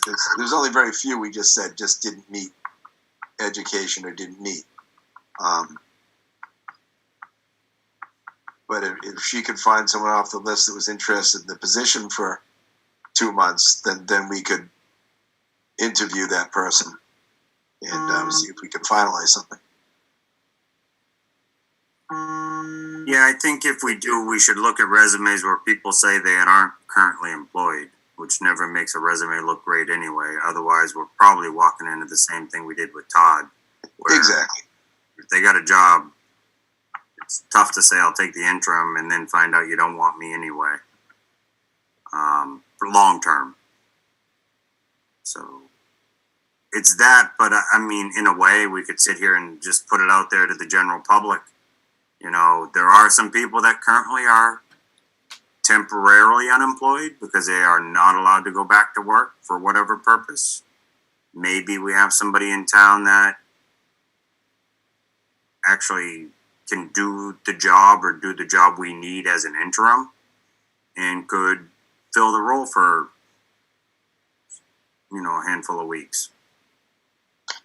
What if we advertise for an interim and we start reviewing those applicants as soon as they come in, and we just plan on this till for July and August.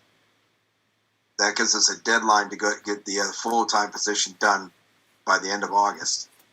You know, so we need to have our candidate ready by July, end of July. But if we can put out for 2 months and looking for a 60-day interim, maybe get an advertisement out there.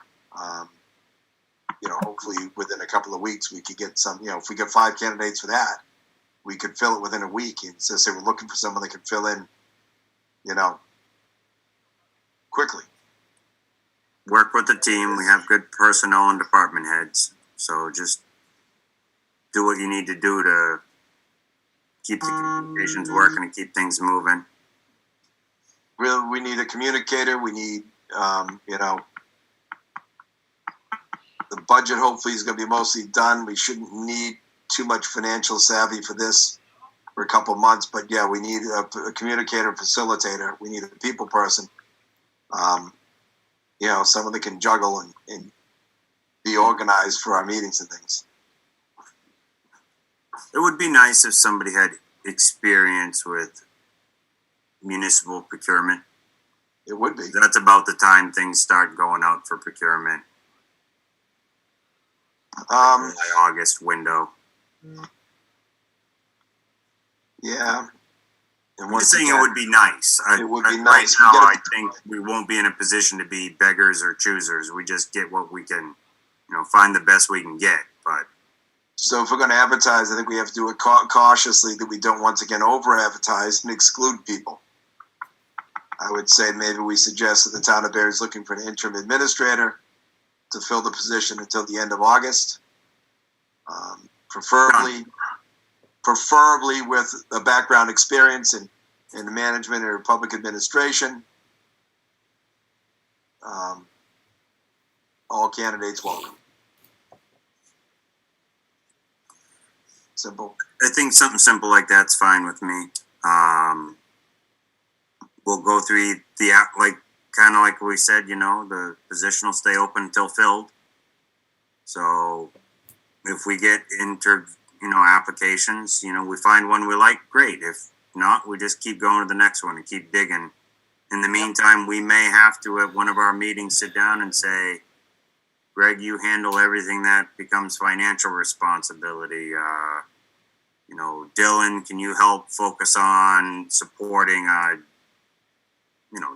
public safety departments and their work with the town administrator's office, and I can fill in something so that if we have to, we'll divvy it up a little bit where we can give each other a little kind of authority to act. So let's get an advertisement out there, please, Heather, for town of Barre is looking for an interim administrator, preferably somebody with municipal experience and management experience. All candidates considered. Applications will be considered in the order they're received until the position is filled. Do you want me to do the same ad that you did for interim before, or am I drafting We're some? drafting it pretty much how we just wrote it. It's going to be looking for an interim Simpler. administrator, Okay. looking for an interim administrator, preferably with experience, municipal experience, or management experience. All candidates are considered. I would love to talk with a couple of the candidates that the search committee recommended as well, if we can. Because we have some qualified people who are interested. So I think we should follow up with a couple of them. Well, I would say, Dylan, if you have specific people you're interested in, that you would have Heather contact them and see if they're interested, and we could line up an interview. Well, Heather, then I would love to try to set up an interview with. Let's talk about that off air specifically, though. Saying if you have candidates, if you're okay with that, Matt, let him give those names to her that she can call. I don't want to start calling out candidates. And We haven't announced the finalists from the search committee, so I don't want to start announcing names that were part of the applicant list. If they end up not being part of the finalists, we've kind of outed them for applying for a position that is not their current position.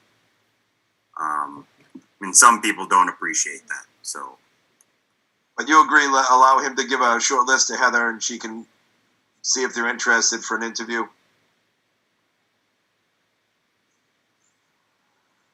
sounds good. No. And Heather just texted me. She says okay, so I'll go ahead and do that. All right, Heather, you understand what we're looking for an ad? Short, sweet, very open. Yeah, I'll draft something, send it to the three of you, and make sure that everyone blesses it before I post. And looking for, someone to fill the position till the end of August. Starting as soon as can. Be All right, careful how we word that, because I don't want to get too committed. This might be almost a week-to-week type thing. I don't want to necessarily say you have 60 days and then we end up interviewing someone that can start a week after, and all of a sudden we got someone starting halfway through July. I'd rather give ourselves flexibility is all I mean. Sure, so we leave the timeline out of it.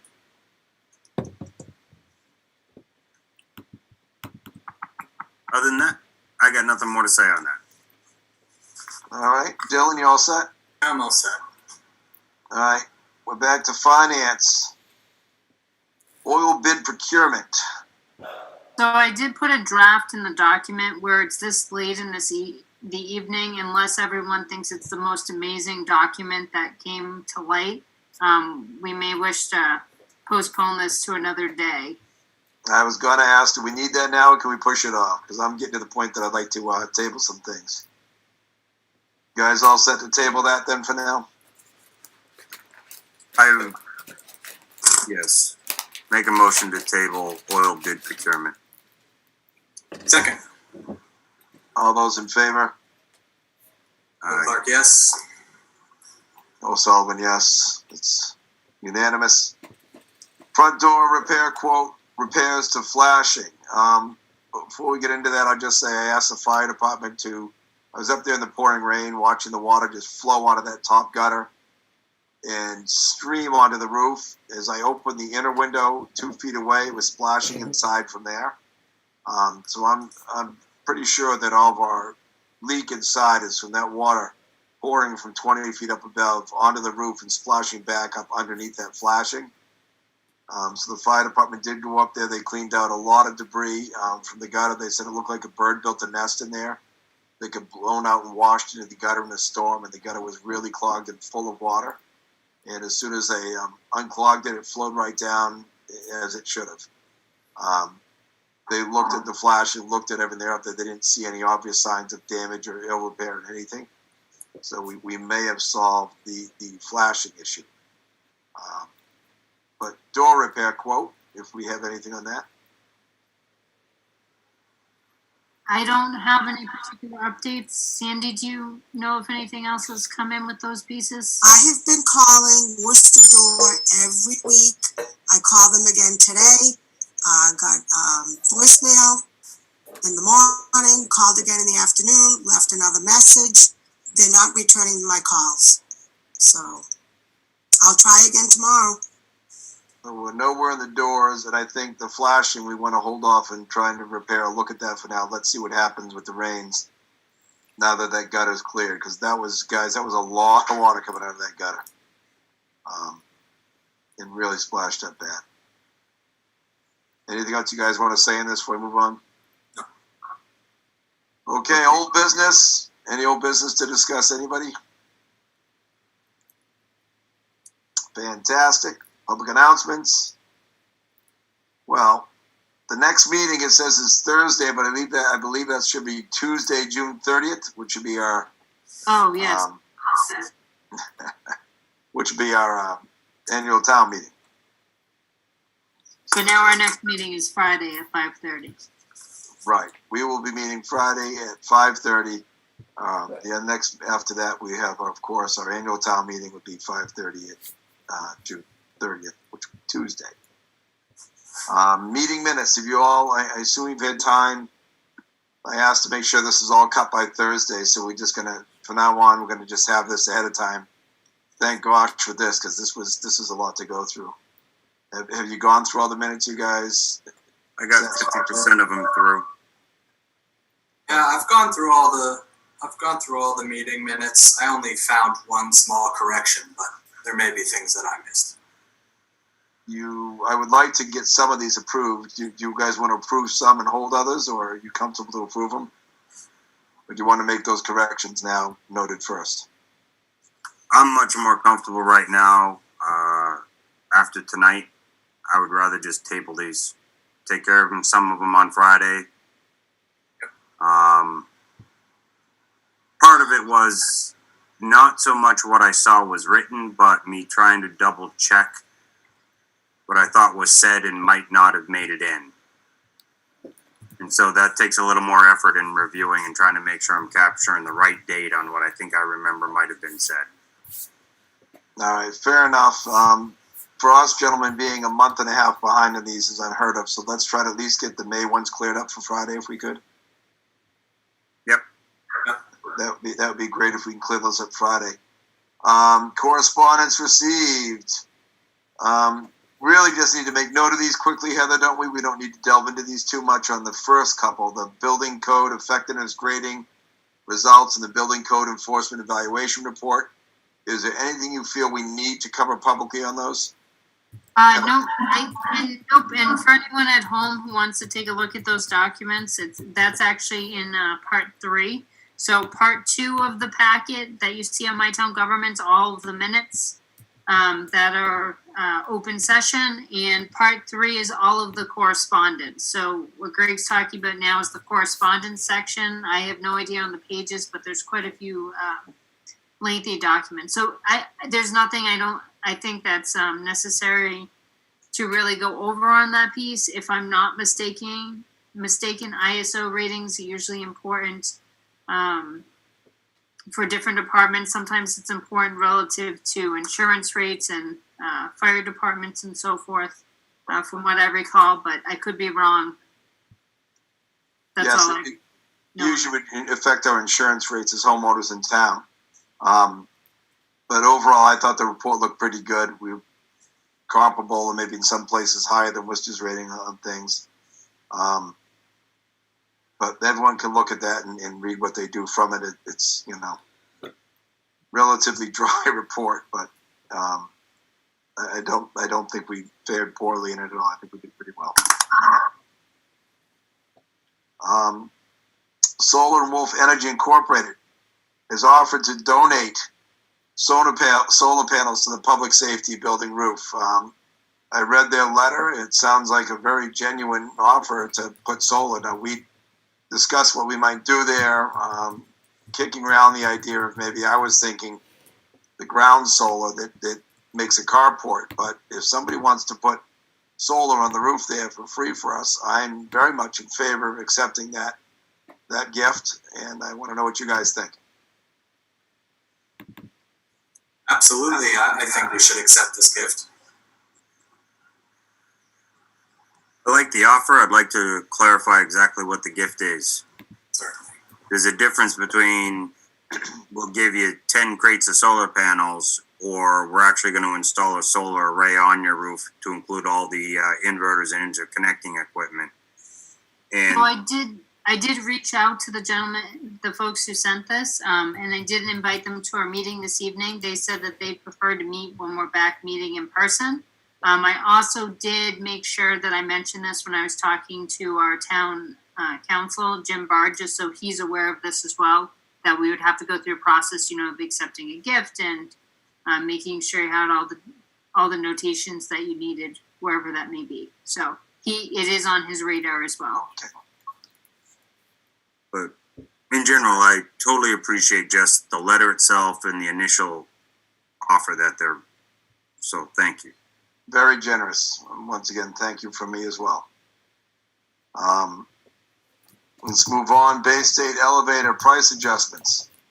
How much of a change is this, Heather, from last year, out of curiosity? I don't know. I'm not sure if Sandy's aware. I did look at the letter about 4 times, and I wasn't able to figure that out off the top of my head. I'd have to go look at the number differences. I'm sorry, Greg. Go ahead. I think it's not just inspections. I think it's inspections and maintenance. It's a service contract as well. So it seems like a higher number, but I think it includes required services if they're in there. And that's what I was going to ask, because I know working in Worcester, I've worked with a few elevator maintenance companies for similar contract, annual contract. You have a monthly inspection. Pretty much if it's light bulbs and things like that, you fix it when you're there. If it's bigger than that, you provide us a proposal above and beyond. If you got to replace a bearing in this or a safety guide on that and things like that. But they also take on the responsibility of coordinating the state inspection and paying the fee for the state inspection. So for us, it's almost $200, about $198 a month, I think, for just the monthly. And then you get the additional inspection fee and the inspection with the state as a separate one. So when I did all the math, if Bay State Elevator is providing us a similar benefit here compared to the contractor we use there, we are still getting a slightly cheaper price than what Worcester's paying for some of their elevator services. And we can double check, but I believe that that's what the case was. We had a basic service and like an upkeep agreement, not like we agree to fix any part that breaks, but we're going to do the services required and keep it running normally. I believe is where we're at, but I'd like to just double check that. And then once again, we'll visit this next time for the approval of it. But I don't anticipate any problem with this. Dylan?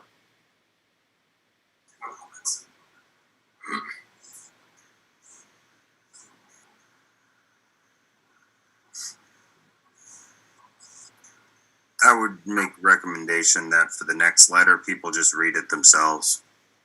I can't explain Charter Communications letters and what they're talking about when they reference channels I've never seen before anyway. Agreed. The charter note is in there. They're renaming or branding channels, but it's as self-explanatory as it can be. It is certainly in the documents online, and people can research that themselves. Next one, we would do National Grid. Possible new circuit overhead construction, Worcester Road. Now, you guys, I assume, have followed the emails. They've messaged us and asked us for input, which, of course, I would assume none of us have given them input as a selectman officially because we haven't discussed it. But I think it's if they've got to do it, they've got to do. We've got a lot of solar going. People want more solar. And there's no doubt we needed new construction and new infrastructure to the substations to bring more solar to town. So you know, if we make any official statement, I would like to tell them we support the idea. What do you guys think? Yeah, I would agree with you. I support the idea, but I'll still ask them to provide their normal poll petition, whatever request they provide, so that we have a view each time to make sure that details are still something we have a little involvement in. Right. So I think they were looking more if we had any specific requests or concerns or, but once again, I think this is something that, you know, until we see their plan, we might not have any input or concerns about till we look at something that the planning board may as well. But generally we, support the idea and, you know, any of us can feel free to answer their emails and at that point and convey that. I certainly will try to reach back out and shoot them a message to let them know we discussed it and we support the idea. Of course, we'd expect them to follow all the normal permitting and processes here in town, and at that point we can have comment if we see fit once we see a design. All right with you guys? Sounds good.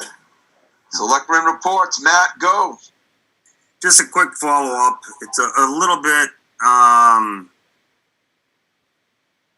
think it's become more aware of social media and public input and how we work electronic public input into our meetings, as well as just to, it doesn't even have to necessarily be at the meeting. It could just be, hey, here's something, and it makes it to an appropriate board or commission to say, this was brought up either as an action item or a request or something. And I do believe it, we're going back to, I don't know if it was January, or even last year. Neil Anders had brought up something that at the time I definitely thought would be complicated because I don't understand it well. And I'll have to admit my own understanding may have been part of that difficulty. And it was a concept of being able to create something where the government can receive input from the public. Whether it's not always a complaint, but it could be a, hey, I'm aware of this type of program. It will work with that type of department, and, or I'm aware of this type of facility upgrade and I know it'll benefit that, and in the long term it'll save on your budget, things like that, that maybe it's not brought up to us directly at the Board of Selectmen meeting because at that time it was just a difficult way of presenting it. But by submitting something through this other means, may be able to kind of get it out there, or get it out there and then have other people jump on to say, I understand, I support, and allow it to kind of build some momentum before it makes it to us. You know, there may be things we don't have to be involved in until everybody kind of says, oh yeah, that's the program and here's some input. And then they kind of like, and here's what we think the town could do. And I know that I'm being very vague in this because I am not knowledgeable. My first concern was who's going to monitor it and how are they going to make sure they send it to the right departments or bring it to the right people so that it's actually not just being written down and ignored. I think that was my biggest concern, is how do we make sure that, I love the idea, but how do we, who's going to monitor it? But I do think it's something that we've got to try to figure out or attempt some means of receiving that. I mean, we're not a big city, so we don't have like a legitimate customer support line you call for anything and everything city, and they make sure it gets to the right place. And but I don't want it to die either. I think we've got to try to find a way to improve that. I'd like to comment on that. I agree in principle to start with. When somebody brings an idea to us, whether it's at a meeting in person or in the form of an email or a note, we've been very good about bringing all correspondence we get to the meeting and making note of it. So sometimes that means reading it, sometimes that means pointing out the idea, Sometimes that just means passing along someone's, hey, we appreciate what so-and-so did or whatever. We are here tonight for 4 hours conducting legitimate town business that we're obligated to do. This is very time consuming. And we have certain things and tasks that we have to accomplish throughout the year. At our meetings, we've always been very accommodating to people to have their input. And I think, and I believe you both do as well, it's very important that the public have their chance to stay in touch with us and tell us what they think on something and sway us if they can on a topic. But generally when we say that, it takes more than one individual. It takes some sort of group. So specifically to that media end we're talking about, Matt, it was out there. It's been discussed several times at meetings, and it hasn't seemed to, that I've heard of, it hasn't gained any other public traction. There hasn't seemed to develop interest or have other people come forward and say, we'd like to work this. Can you guys help us with some aspect of it? It's sort of been dumped on us like, well, you guys should just do this. And it's not something I know how to do or am comfortable doing. I wouldn't know how to proceed. I don't know exactly what they're looking for. But I think we were very supportive and showed interest in it. And if there are people that are interested in pursuing that sort of informative page, that is more in touch with the town government, that they should get together and reach out to Neil Anders and try to come up with something they can put together. It's I see it as a public page, but not a government page, because we've talked about, what's being said and us being responsible for what's put on that. And we don't want to be responsible for what people put on that. Doesn't mean that somebody can't have a very well-informed government page that gives the links to our page, that tells them how to refer to us and how to get to us, that might post our minutes on a regular basis, that could post. I'm not against posting our warrants. If people want to know what money we spend, we sign a warrant. A literal list of checks goes out every 2 weeks. We can publish that if people want, but we need to get some more interest from other people other than just one person bringing it forward before we divert our town's attention, to that, because we owe our attention to the town in general, not just an individual site. But I do support it. I do think we need to bring things public. We need to give people a voice to get things heard. But I want to be very careful in what we entertain here, to make sure that it represents the public and not just an individual. Dylan? What you said, Greg, I'm getting some echo now. What you said, Greg, but also I just wanted to see more details about it. It's also not an area that I'm very familiar with, creating a forum or something like that. So I just wanted to see from that proposal a little bit more of a solid proposal. Like you said, it seems like it's a good idea. I support the idea in theory. It's just a big undertaking, and I wouldn't even know where to begin. So I don't like to shoot that idea down. I think it's good, and any way that people can be more involved with town politics is definitely a net positive. I just don't know how to work that idea into the mix. So we agree, good idea, bring us more. Fair enough? Anything else, Matt? Dylan, Selectmen report? I don't know if either of you saw this or anyone watching at home or was a part of it, but there were two separate gatherings in the town common, I believe on Thursday the 4th and Friday the 5th, in support of the Black Lives Matter movement, and from all reports, everything went smoothly. People had good reception. The people who were out demonstrating were peaceful and reasonable, and it seemed like there was a good range of people from Quabbin kids to seniors. And I just wanted to say that I appreciate people being out in public and speaking their mind at this time. I agree. The group was very polite, courteous, They did have signs to make statements. They did lie down for a period. Generally just holding the signs, waving to people, cars tooting at them in support. To me, that's what that movement is supposed to draw attention to. It's supposed to draw attention to. I mean, it's not attempting to say Black Lives Matter more than other people's, but it's saying, hey, lives matter. And in some cases, unfortunately, it's highlighted by some of the things we've seen in the media with police. We have seen it against a lot of other ethnicities as well, unfortunately.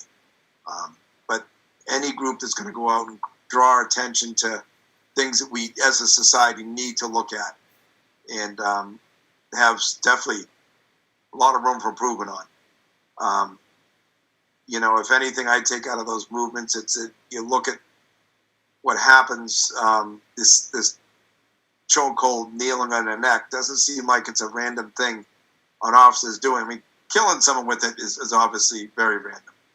But, maybe we need to talk to the state and people need to try to identify that some of these practices probably aren't the smartest practices and they're not safe for people.